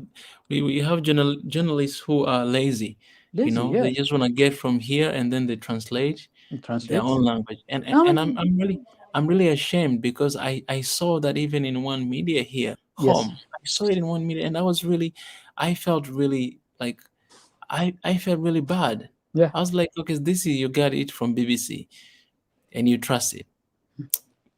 yeah. And then the BBC, I mean, like BBC does extensive report on things that are like the they believe it's an editorial process, and so the audience is the West. Most people think the audience is Africa. The audience they are targeting is the West. They Yeah. want to promote and support the mission and values of the British perspective. Yeah. Let them have it. It's okay. Let them have theirs. But we should have our own. But it's Exactly. not easy to get up one day and build a media infrastructure that competes with a media infrastructure that has been around for over 80 years or something. Exactly. So what we are doing right now, we're using whatever is available at our disposal in the 21st century to circumvent and work around these bottlenecks. So today I was so proud that I was doing this thing, because I know it wasn't just Ethiopian that were listening to us. Yeah. I know Yeah. the issue is Ethiopian for a lot of people, but today the issue is Ethiopia, tomorrow the issue is Sudan, the following day is. Yes. But what we are doing is that, like, by covering that, like, if there's another protest around here that is focused on another African country or another oppressed community, I'm gonna be joining them. Yeah. I'm gonna be joining them. I'm not gonna be on the sideline, because I think we will broadcast that too. yeah. and then Mika, you built up an audience, and now your audience is maturing with you as you mature and move forward. And then you were talking to about what am I? I mean, it takes time to mature. It takes time to build a kind of a mindset where your audience expects a certain kind of gravitas and a certain set of qualities, So we're moving in that directions, and because you built up, we get to have, like, somebody like me who has to go out there and build an audience. It would take me 10 years to get to where you are, because there's too many noises out there, too many crowded. So I say, you know what? I give up trying to create a platform, an audience. Why not support an existing platform whose vision and value and missions is aligned with me. So I mean, I don't necessarily agree with everything that you do and say. We don't have to, and you don't. Like there are times where I would say in promote an idea. Thank you, Mescal. Mescal Samson, gives us, support your all the time, all the time, trend man right here. So thank you so much for that. And love you, brother. But I mean, like, the thing that you guys are sending right now, the super chat, the membership, it barely covers, the very necessary things that Mika needs to go beyond the security and safety that he needs to build on this high level and high order stuff. This high level, these mind bending ideas that he brings to you. This mind liberating, heart liberating, spiritually reinforcing and enriching things to give it to you, you need some fundamental basic, safety and security in terms of your food, your shelter, and those basic needs. He barely makes that. Barely makes that. And then some of us, these members, some of us here, you hear our voice, we're not getting anything. We're supporting Mika sometimes to the best of our ability. I wish I could just, allocate 2 to 5% of my income, just to support you. And that's what I was looking for, a way to upgrade my membership. And for anybody to think that like there's any misery, I mean, like Mika is hiding his own misery. You see his stoic face, he's behind that, he's thinking, how can I sustain myself? But he's not worried about that because he has faith that he by doing the right thing, the universe and God will come. He has faith ahead of him that all will be okay. That tomorrow will be okay. He has prayers for today, and he has prayers for tomorrow. And those things are the things that keeps him. And then, of course, the encouragement and the support of his family, his first family and second family and third family, So, anyways, somebody said we shouldn't pay attention to that person. But the reason I'm going really far and really addressing this person and covering all these angles is because if there's anybody out there thinking, oh, there's some kind of, some ulterior motives are anything but for the good of others, you're completely wrong. Mika should be doing his master's and PhD, pursuing a path where he has a possibility of earning, some sustained personal income, where he has a possibility of guaranteeing his own, economic needs. But he's not satisfied with that. He's here because those things don't satisfy him. Those things don't enrich him. So he's willing to make those sacrifices. So, if there are people out there thinking that there's some kind of incredible, he's been transparent with you. You can go and check out. He shows you the membership of, like, if there's any consistent income, is membership, and you see that it's he's earning probably the per capita below the per capita income of average Tanzanian. You go on the GDP of Tanzania, GDP per capita of Tanzania, you will see that his earning is way less than, because Tanzania is now considered low middle income category. So he's probably earning way less than that. So, and he's here. He's sustained by faith, by compassion, by vision, by leadership, by his character and personality, and that's what sustains him. So, anyways, appreciate for that. Ezra, even Jonathan today, he joined membership and he was able to upgrade for the first time. Yes, because a lot of people, they were asking to me, but I didn't know. But Jonathan, he did it today. So and he told me. I didn't know that it's that's how he did. But I appreciate so much Jonathan. Yeah. Right now it's good. We have, I see here, 50 members. 4 they left, but we have 50 members. Yeah, 50 members. I don't know why it doesn't show me.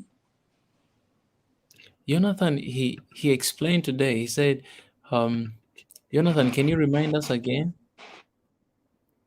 Oh yeah. Okay, right here. We just got Jonathan explained to us again. Juju just joined, became a member. I'll tell you guys, I'll tell you this, I'll be very honest with you.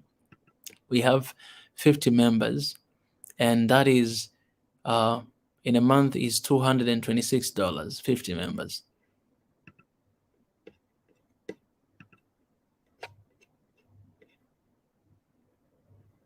Juju, welcome to the membership. Welcome to the membership. And that is still not, it's not, because membership, the way YouTube did, they wanted to find another way of creating money.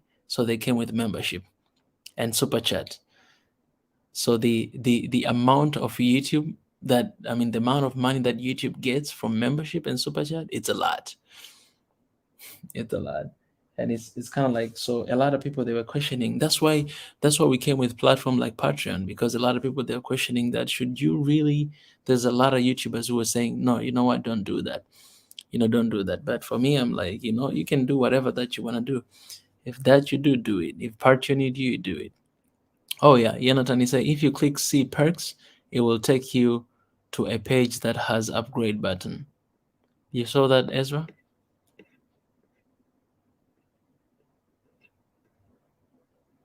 Oh, I think yeah. Juju, appreciate for becoming a member. You have been giving a lot for a long time. I've been seeing you here giving, and today you became a member. That's amazing. I appreciate. Thank you so much. All right. Thank you so much for becoming a member in this family. That means a lot. It means a lot.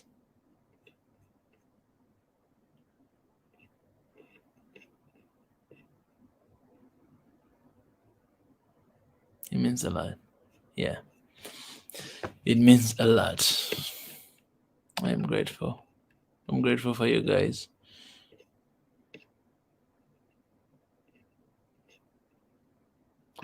This is Professor Ezra. He just upgraded. Professor Ezra. Man.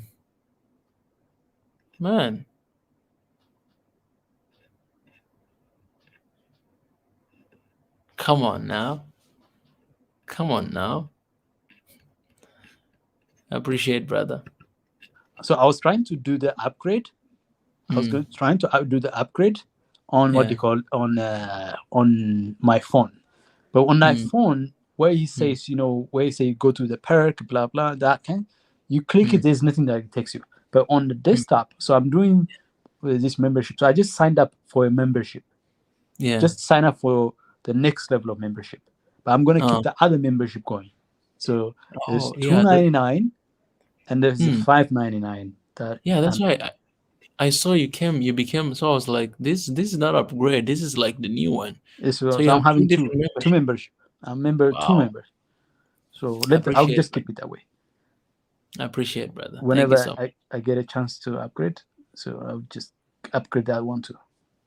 Thank you so much. I'm trying to raise it to a level of, let's say, Netflix price.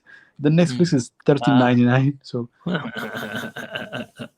today, that was a good comment in the afternoon. You saw how much people are honest. I asked people to raise their hands. Those who have a Netflix membership and they don't have Swahili Nation membership.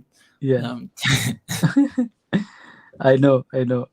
It's ridiculous. Like, man, this guy right here. I appreciate so much. And in the store, if you can find a way to add merchandises, are like interesting. That's another way. Oh yeah. I don't know how that's done. I actually have it. I have it. Okay. But I don't know if they're showing it right now, because I'm not the one who making it. Before I used to make when I was in Korea, but now here in Tanzania I'm not. But there are these items that I work with. Yeah. If you want merchandise, you can actually get it. So they're there's so many exciting things that this is gonna grow, but we need innovators. In business world, we call them innovators. We need those innovators, and then the early adopters. So innovators are like people. Are you somebody who's just yearning to have something that speaks to you, that communicates to your heart and mind, and that respects you as an audience, even when you don't agree with us? That sees your humanity. And this is the value proposition here. The value proposition of this platform. Okay. Oh, thank you, Juju. Thank you, Juju. So I became a YouTuber. So it says I became a YouTube member.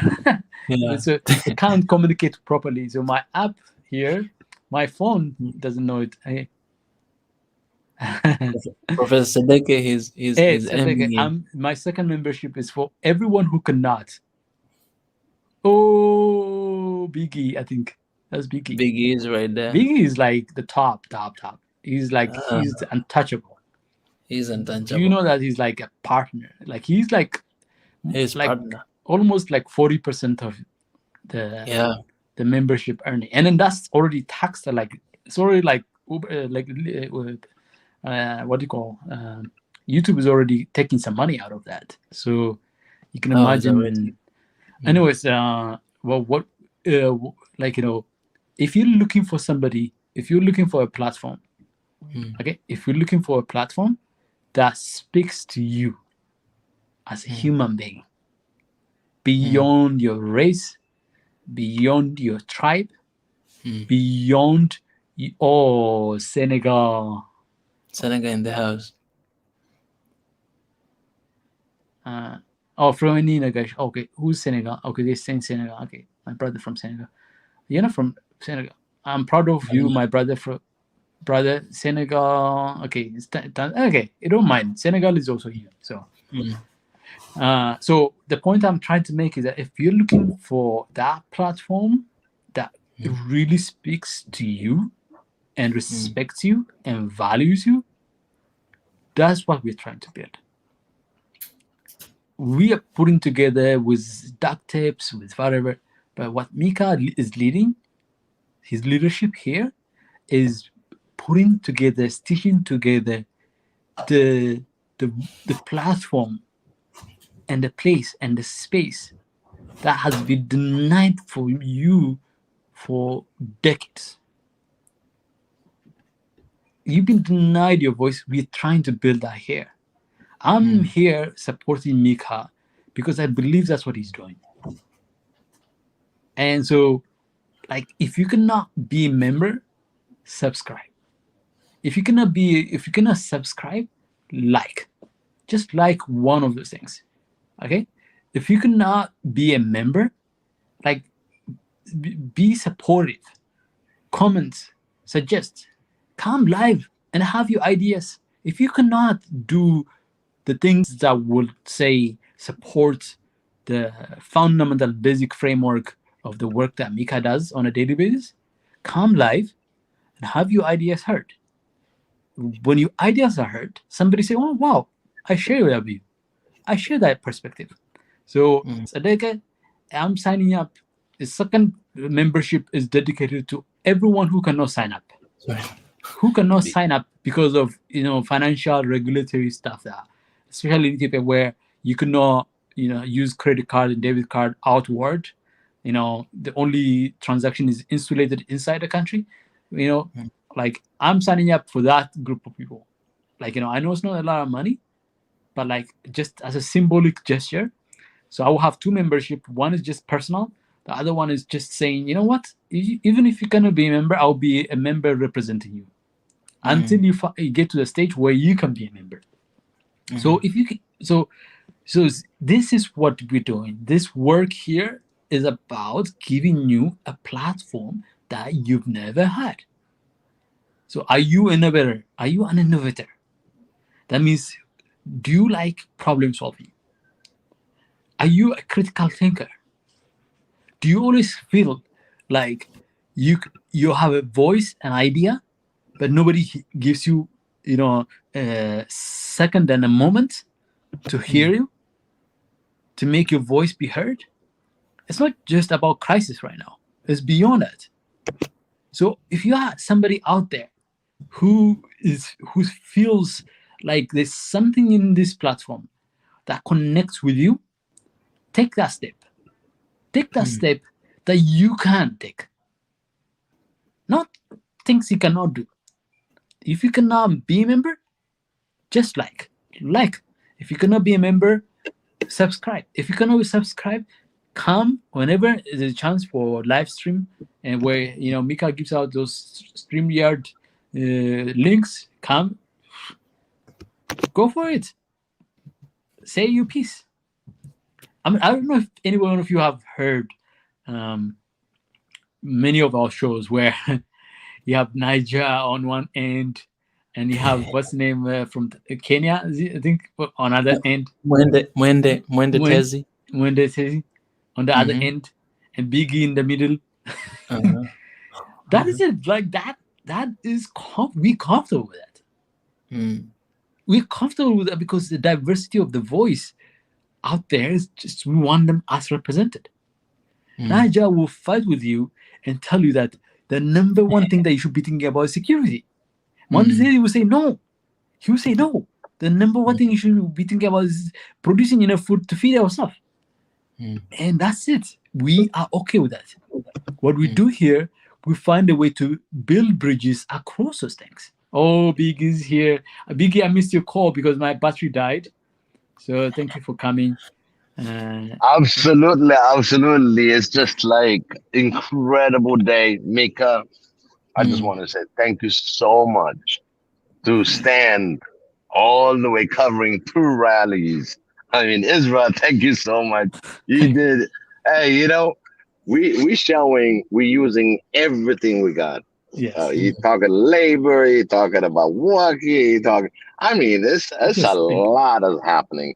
But our people that are listening, that are following us, even there's some negative but good I just kind of realized, Ezra and Mika, do you know why we're not covered in let's say if I have a group of people that demonstrate on the main road in Addis Ababa, in Church Road, okay? At least I'll get the conversation over coffees, even if I don't have a media coverage, okay? What the West don't want is to wake the actual living beings, citizen of the West. And if they see us in the kitchen, that we are literally occupying Constitution Avenue all the way to the hills, and they don't know anything about it, someday they're going to question themselves if they have been informed or misinformed or nada. So that's what I realized. I said, you know what? Why is it we don't have any coverage? This is the heart of the Washington, D.C., the nation's capital, and we don't have no Western. But you know what happened? We show our power. They're scared of us. We're talking this truth.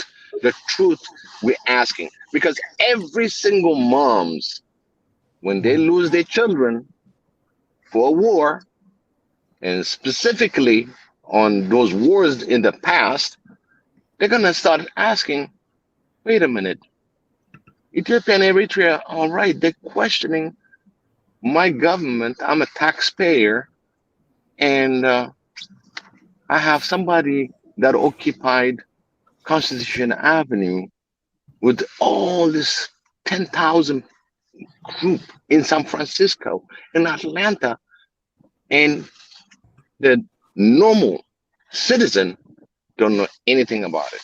But yet they get taxed. They get taxed because the money is getting invested in the wrong direction. That's why we're not covered by the Western media. Kudos for those that went out there and put their voice. Eventually America, eventually Europeans will catch up on what's going on. They should demand what's going on in the nation capital, what's going on in London, what's going on in Brussels, what's going on in Paris. These questions comes from the citizen, the actual citizen, taxpaying citizens, that's going to question on what's happening on the streets. 10,000 is not easy. We blocked every street that comes across the Constitution Avenue. And yet they see the flags, they see we're demonstrating, but a lot of Americans are not aware about it. They're not aware because their fake news cannot even fake this one. It's the truth. That's why you have a real marching people demonstrating. So we have to understand that whatever they're doing, we're gonna have to go through all community and show them that this is what happened in the nation capital. This is the demonstration. It's up to us, all African. We have the responsibility to inform every Americans that cannot see this thing happening in the nation capital. I mean, like, you're blocking streets. Yeah, I know it's incredible. Like, you know, a lot of Americans, particularly in urban setting, they know about Ethiopia and they know about Eritrea because of the restaurants, because the vibrancy of these communities in the neighborhood. And then there's a lot more Americans that enjoy the cuisine, you know, the Ethiopian cuisine, the Eritrean cuisines, out there. And they'd be like, what are all these guys doing out? Like, they'd be asking questions, And I think another thing that like is working because what we're doing, those guys might not be coming out and uttering change of policy, but they are forced to reevaluate and hold on this. Hold on, what are we doing here? And that's happening on the ground. That's happening. Like you see a legislation that's about to pass and then all of a sudden is withdrawn. You see like the words and the vocabularies of these countries changing. You see them saying, this is something much bigger than we imagined and we envisioned. Now this war that we thought was just, against some despot somewhere in a poor Africa. And it's not. It's not just a despot. Somewhere there was some black dictatorial despot that they want to take down. They're trying to take down a people's movement. And they're trying to promote, Africans killing Africans. And so people are posing. And they might not say, oh, we with you, marching with you. But this protest makes people think. And then realize, when we are blocking the street, the Market Street here, Market Street is like a cut across many, many, many of the major streets in San Francisco. Diagonally. If you go to San Francisco on the map, and I don't know if you can go to the map on Google, and then you see a Market Street. Market Street is like... I know in San Francisco. So yeah, that Market Street cuts through, and everywhere we're passing, cars had to stop on the traffic light, had to see what we're saying. And they had to hear, stop, no more neocolonialism. Stop silencing African voices. They hear, and they're like, what's going on? Like, what's going on? So if you zoom in to the north side of it, and you see, north, yeah, go keep zooming in. See on the top north, right of it, north, right, on the right side of it. You see the line that cuts diagonally from the top. You see the ferry building? It says ferry building. That's where we started. On the right top, on the ferry building, you see a building, right? No, not right. Further okay. Down. That is the building. You see the ferry building. You see, and that line of road cuts across down. Oh. See that line? So from that ferry building, you see, southwest. We went southwest down. This way. Diagonally, you see that diagonal road. You see Market Street. So from that, that was our staging spot. And then if you like scroll to the left. You see on the left, to the left, you see that diagonal road cutting across. That is the one. You don't need to do street view, but just to show you how far it is from that corner where you see the ocean, that side of the ocean, to the left. You will scroll to the left, and no, not there. Like to the left, not to the left of it. This one? That one, the down. Not that way, not straight left, but diagonally. You can tell me the name of the place you look at. It's Market Street. That is the entire road is Market Street. We blocked that. So, and if you Google Twitter, headquarters. You see where it is, where we ended up. Twitter headquarters.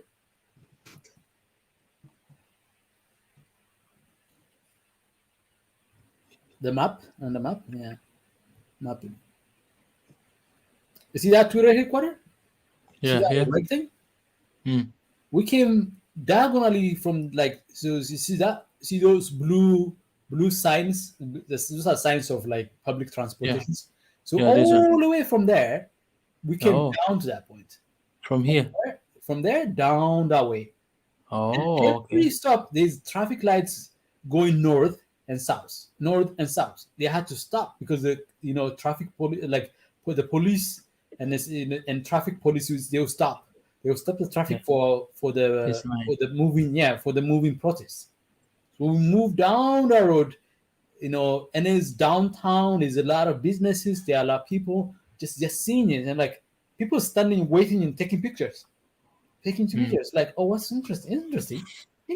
Like, people being, because they like to see Ethiopians, because a lot of people would know Ethiopia. Oh, if I meet somebody in San Francisco and they say, oh, I tell them I'm from Ethiopia. Oh, yeah, I love Ethiopian food. That's what they were telling me. And I know this Eritrean place. Do you know the Eritrean place? That's what they were telling. This Eritrean restaurant. So somewhere in part of San Francisco, like I meet people all the time. And the first thing they ask, and then this time they hear, okay, we are protesting Twitter, and we're standing in front of Twitter and telling them, stop silencing black people. And Twitter people are like saying there are employees in there who believe, I'm sure I can guarantee you, there are people in Twitter who believe Twitter stands for free speech. They don't know that, Twitter is being used to mishandle and stop African voices because it's not politically it's politically expedient to shut down the voices. So anyways, it is a censorship. Censorship. That's you think you got a freedom of speech and everything else, yes. But actually you become really obligated to what they need. Even Fox 5 should have supported us more, because we're more on the open, because we're conservative. We just don't want to have all things going all over the place. But at the same time, we're liberal. At the same time, we want to live and let live. And Fox, they even covered it. And at least they minimized, they're not in that category. But if Fox puts this up front, it will be really the movement of all Americans. This is all about America itself. It shows that they're not getting all the news they need, but they get the news what they need to propagate and influence the tax-paying citizen, unfortunately. But the good thing is, if you see, like Israel said, a lot of people go out there and have a different, even the Simpsons on the cartoon, they had a little section where they went to an Ethiopian restaurant, where it says, they learn, again, she took them to ethnic food now. And then the kid keeps going, gursha. That means, we hand feed one another. So they learn gursha. This is on Simpsons show. So that means on a good time that they can put things, okay? But imagine now, they're eating Ethiopian restaurant, they're eating Eritrean restaurants, they're seeing all the African restaurants. But at the same time, when they see something is going on with the Ethiopian community, they will say, what's going on? Who's mistreating our Ethiopian Eritrean population? You understand?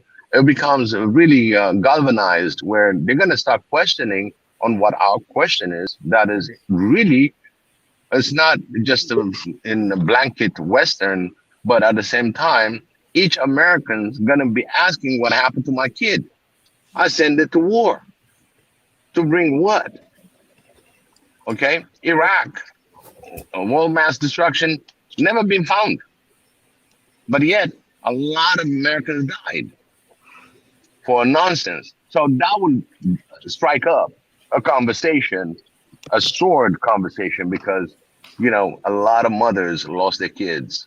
Okay, a lot of fathers lost their kids, Okay, and it's going to be a question. So our push should be to go on every medium that we can get in and promote our voice, show our voice. Our unity is going to give us the power. This is what we're doing. This platform is about unity. Enough is enough. Baka, no more. And I think Another Jonathan, day, right? And Jonathan is here. Swahili. Oh, Yeah. is Jonathan here? I was just going to Oh say. my God. I was going to say East something. Africa is not asleep.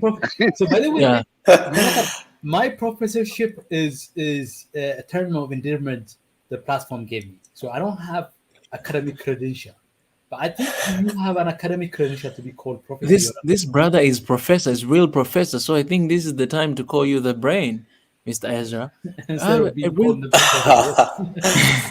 I don't know. I don't think I can take that away from him. No. You can hear me all right, right?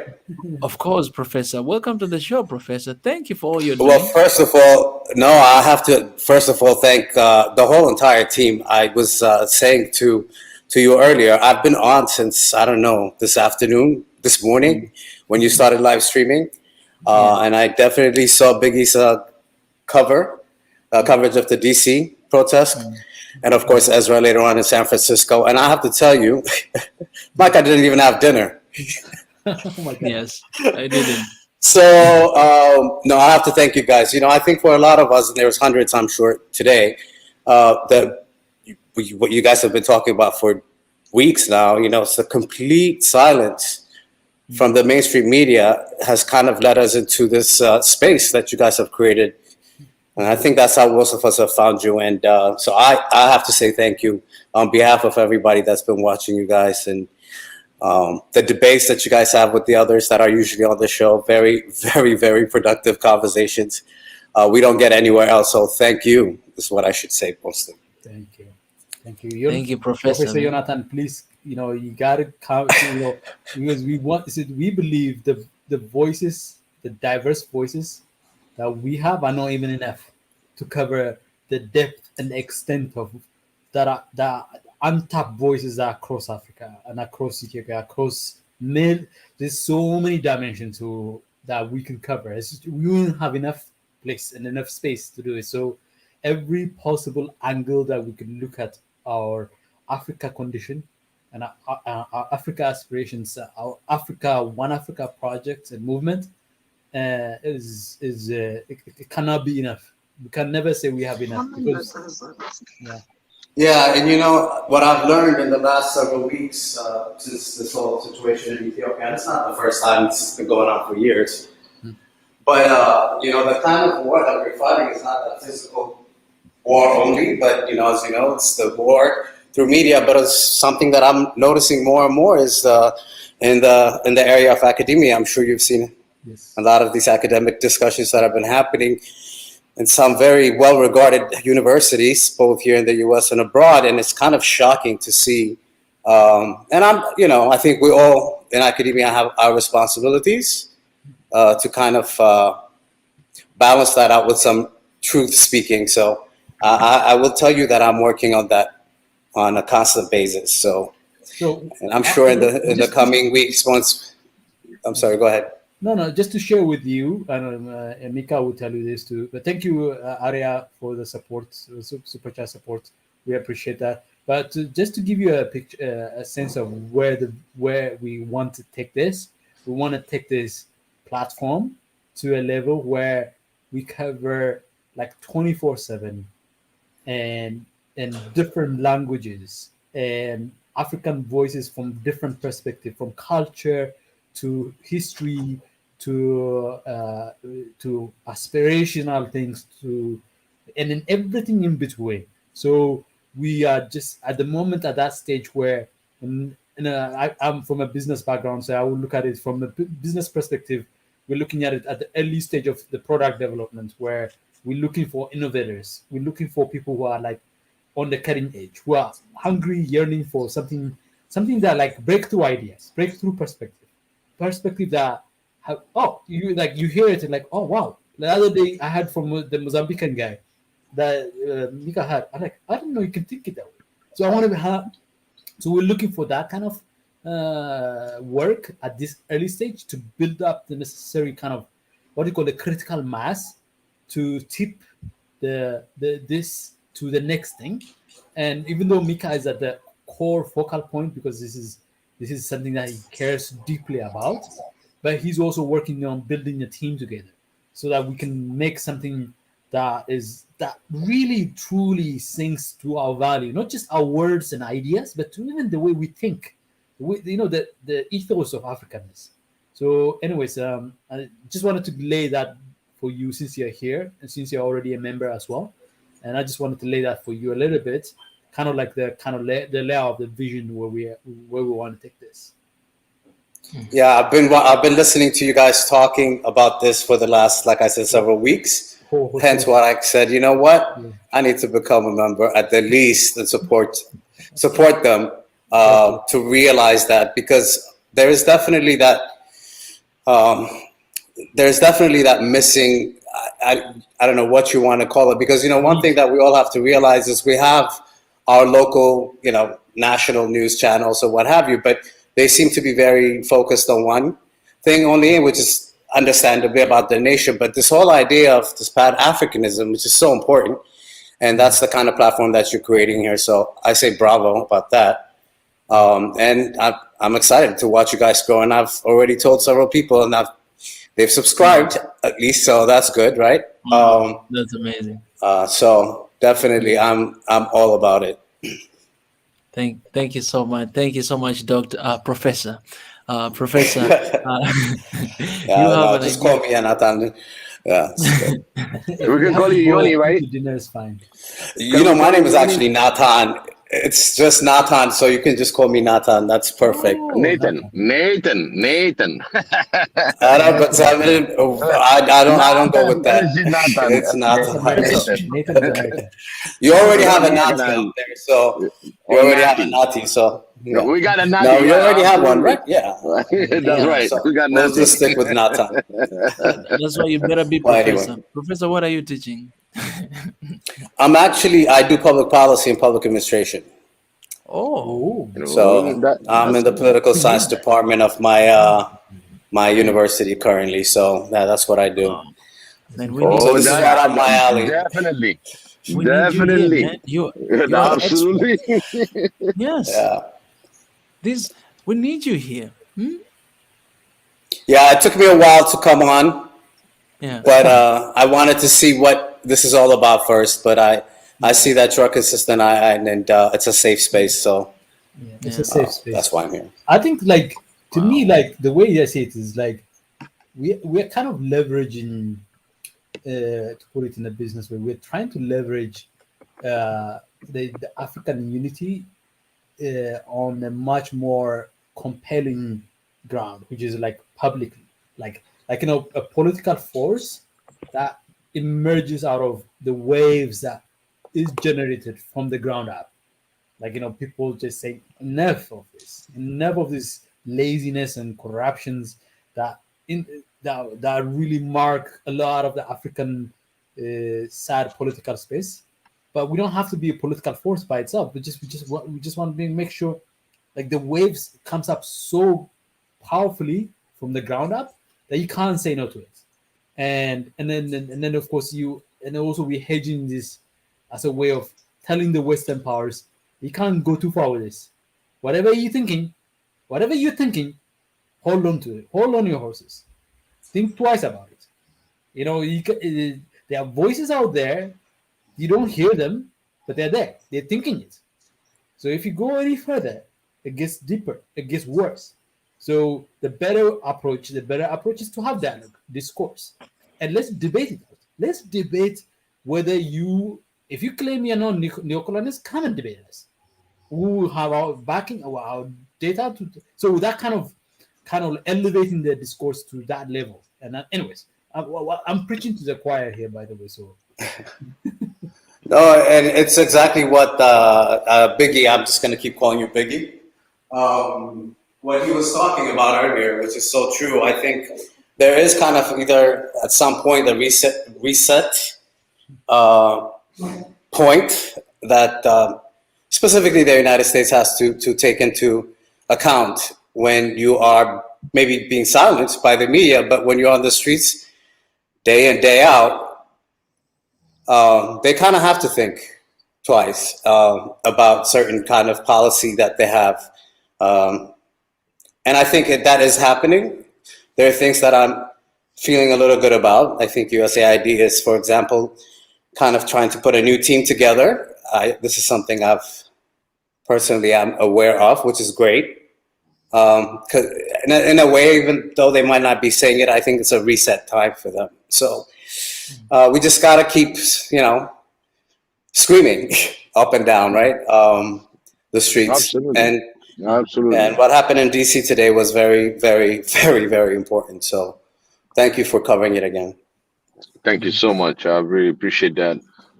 This is the least I can do. We all, if we have to walk it, walk it. If you have to talk about it, talk about it. Educate your community, your immediate. One of the message, love thy neighbor, is one of the things that you're gonna be.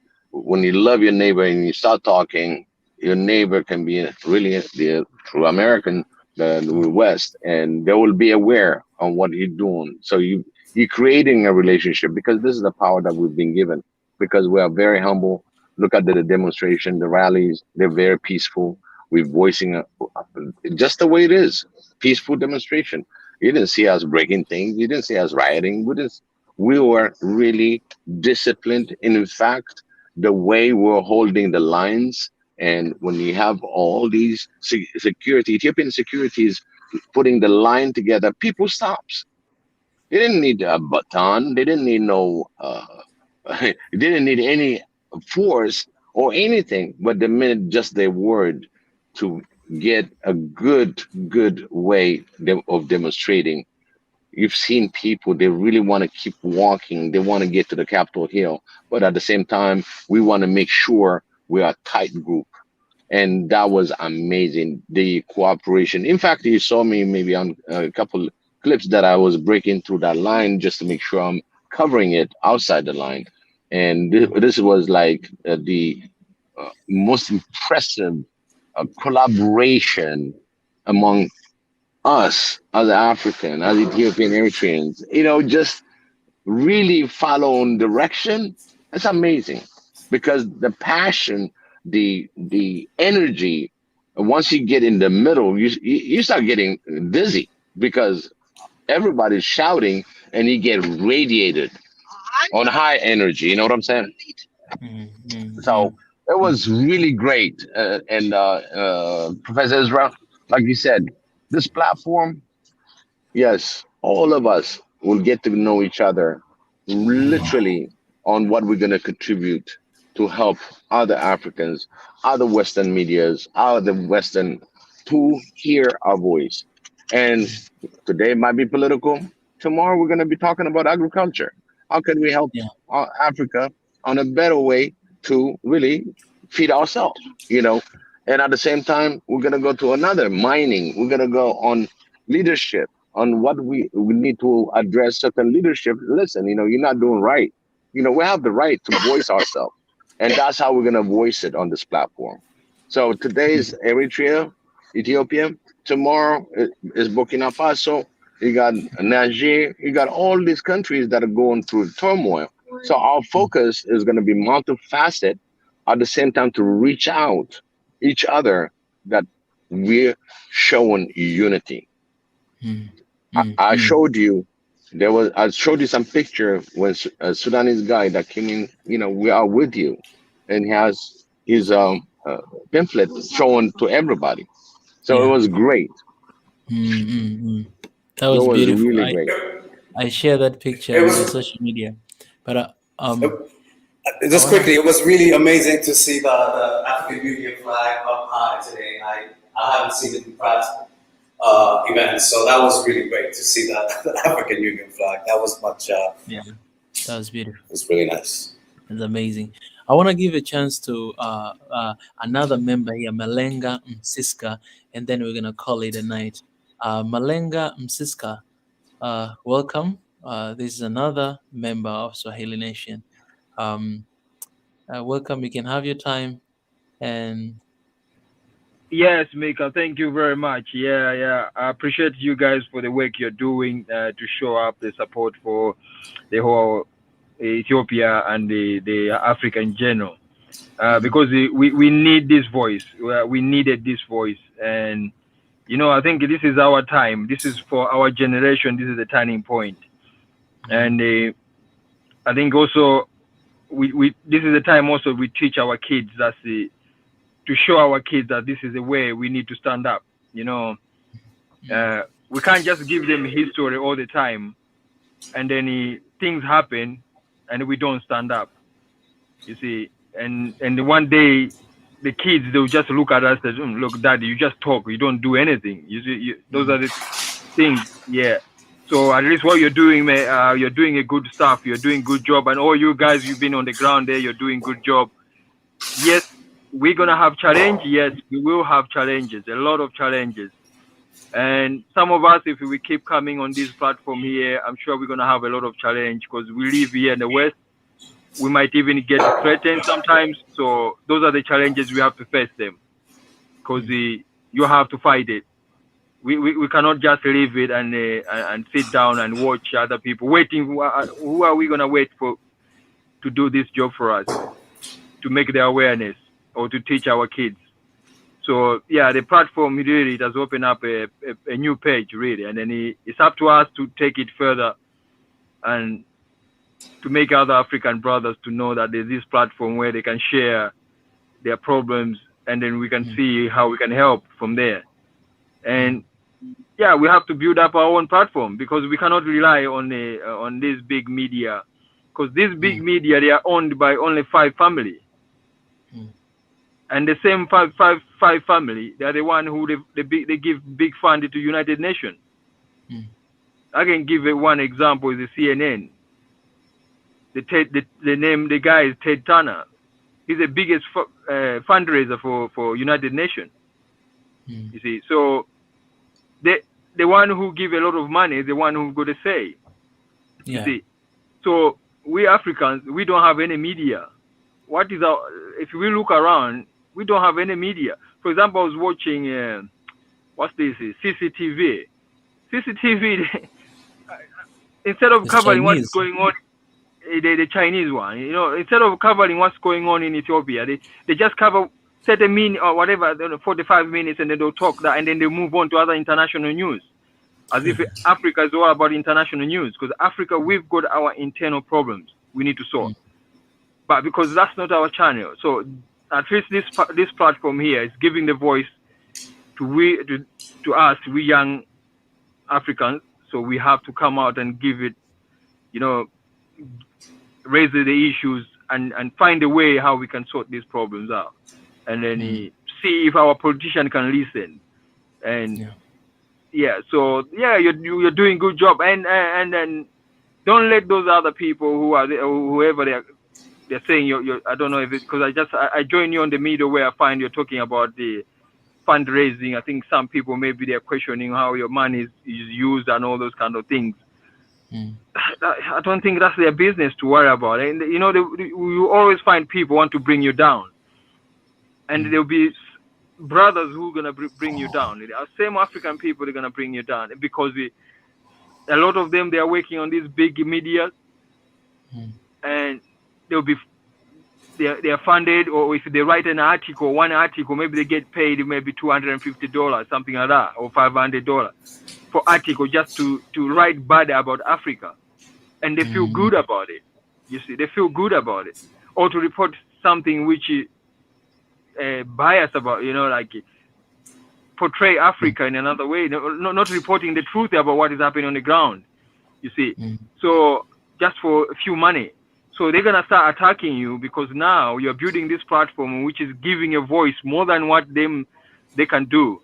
So let's not allow their negative vibe to get into us. We need to be stronger than them. Let's not pay attention to them, and then we just need to brush them off. If we start attending them, we are bringing their negative vibe into us. We don't need that. We need to brush it off, and don't let them to get into you. They shouldn't frustrate you. We are here to support you. So yeah, that's my say there. Yeah. Appreciate Malenga. Thank you so Yeah. much. Aye. Yeah. Thank you so much. Malenga, yeah, I remember you came here, you spoke before, and you can speak Yes. Swahili, right? Yeah, I do, yeah. I remember. Swahili, Yeah. I speak Swahili, I speak Chewa, a little bit of, I'm learning Amharic. I need to, yeah. Wow. Yeah, Wow. yeah. That's incredible. I remember you told me that I asked you where are you coming from, and you told me that it's complicated. You're coming from everywhere. Did you say that? You didn't really Okay. tell me exactly where you're coming from. Yeah, that's it. That's why I don't want to disclose my location most of the time, because I'm always controversial. I'm a controversial person, so I've got different views to other people. And the other thing I want to say is, like, I see things in a different ways. Yeah. And I think I've learned a lot when I was in the military. So when I came out, I started looking things in a different ways. And then when I start questioning a lot. And what is missing on us, that's my opinion, and that's what I find out on myself, it's a question. We don't ask why these things are happening. There's a lot of things happening because why I'm saying something like that, because I'll give one example. Like, okay, there's an issue I've been looking about, because what I'm saying, like, for example, let me give you an example of this platform, right? You might get into a lot of obstacles, because there are people who they're going to start to get into you, blocking us and all those kind of things, because of the things what we are raising and our problem, okay? Because some of them, they're going to become controversial, you see. And I've learned through, like, reading the history of Martin Luther King, reading the history of Malcolm X, because Malcolm X was a controversial guy, you know, because they didn't like him, what he was preaching, you see. And I've learned the history of that, and then I've seen that any movement with African people make, there are people inside there, they counterattack it, and they destroy that movement. So you can look like Black Panther, they did the same. Martin Luther King, they did the same. You look at Malcolm X, they did the same. So if you look at the history, and then you look at as what the platform you've created, I do see that danger there. If we go to that direction, we are not violent people. No, we are peaceful. You see people, they protest peaceful. That's what we want. That's what we want. But if you start questioning things, some people, they don't like it. I've witnessed my own brothers, when you question things, you push them to the chair, to the edge of the chair. They don't like it. They don't like it. And those are it's ego. I think the ego is the ego we have, and there's a lot to talk about it. There's a lot to talk about it. Yeah. But so that's why you ask me. But I'm in UK. Yeah. I live in UK. Yeah. That's beautiful. But I tried not to say where.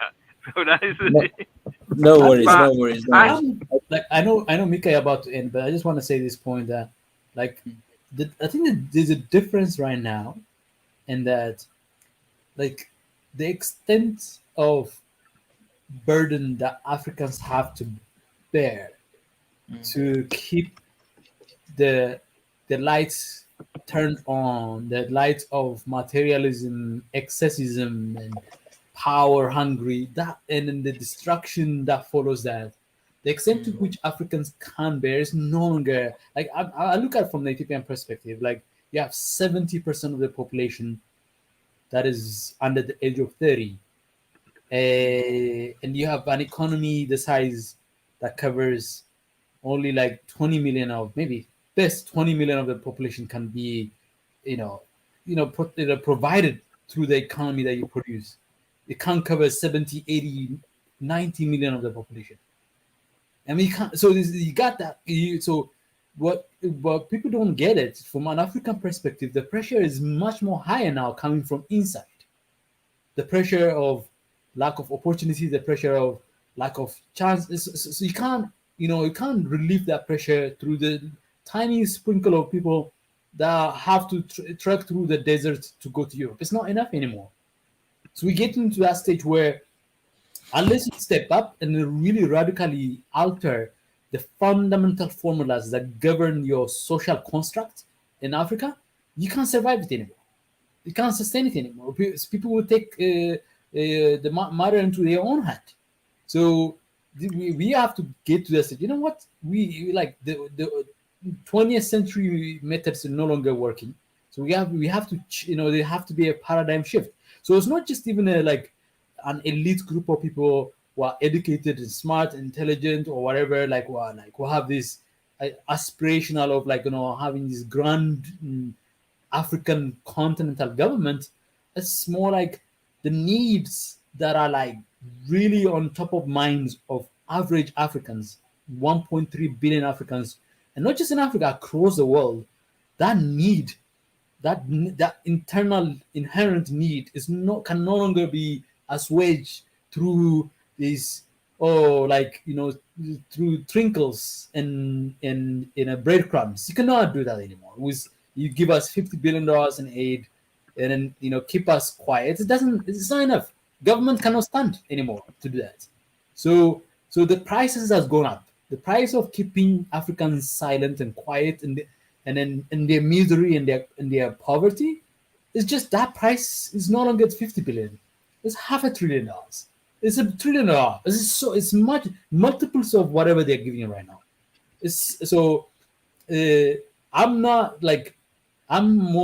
I'm looking at that and I'm saying, okay, this is a moment to strike, because you can just turn that kind of built up, pent up kind of frustrations and desire and fear, worry of the average African, and then say, you know what, let's change the narrative here. Let's change the way we do it. Let's change the way we fight. The priorities of Africa should be changed, and then Africans need that space to figure that out, and the interference is not helping.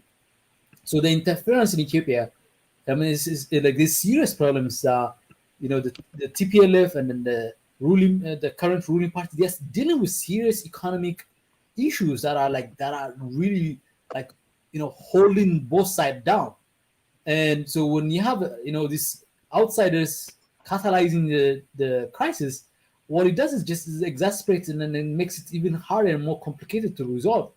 But it doesn't really permanently resolve that which Western power should be fearful of.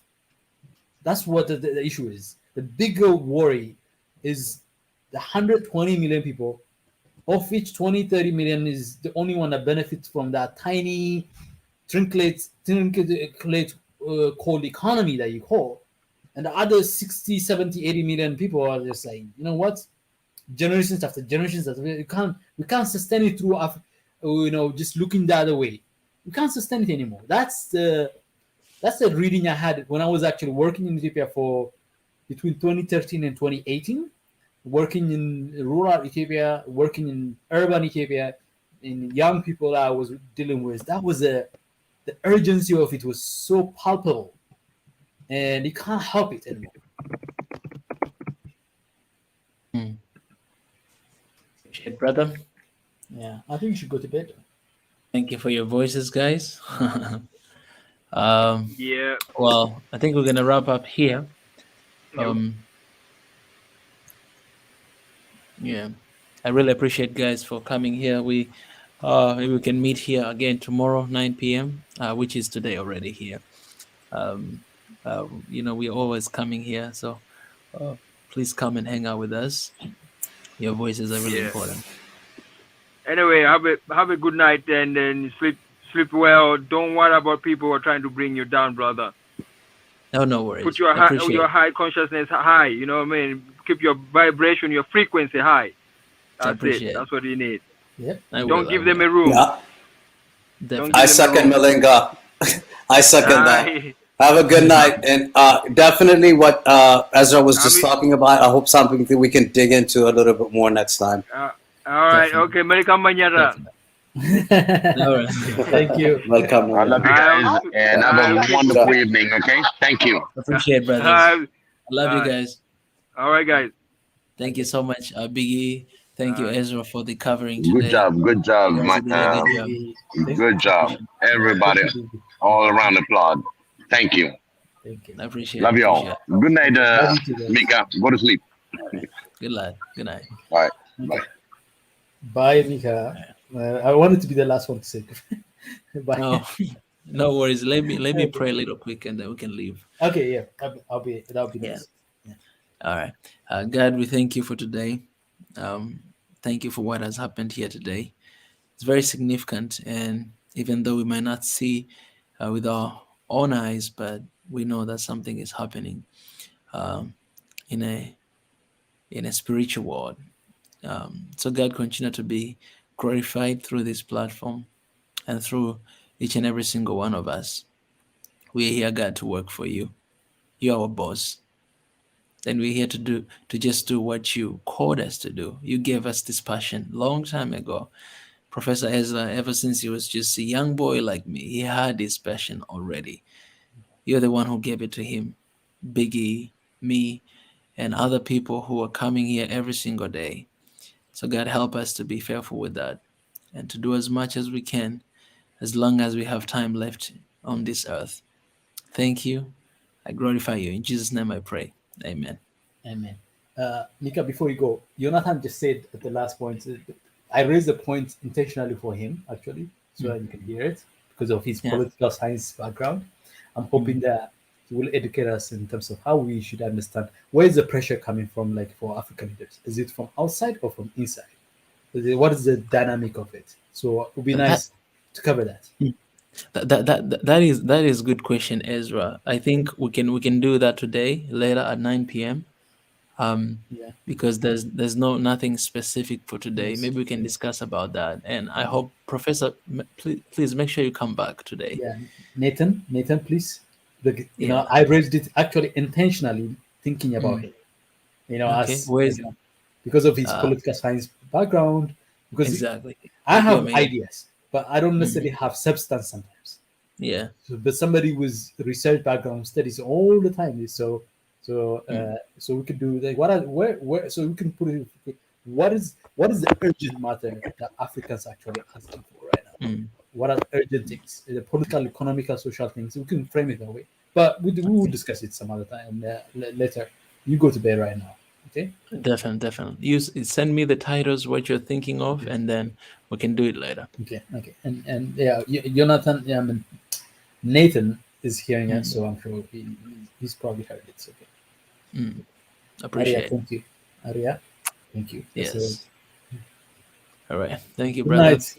Good night. Thank you for today. Okay, Appreciate it. My pleasure. Bye. All right, guys. I'm out of here. Love you. Thank you for the super chat. Thank you for the membership. Thank you for the support. And Emmy, Dan, thank you. I love you. All right. Bye-bye.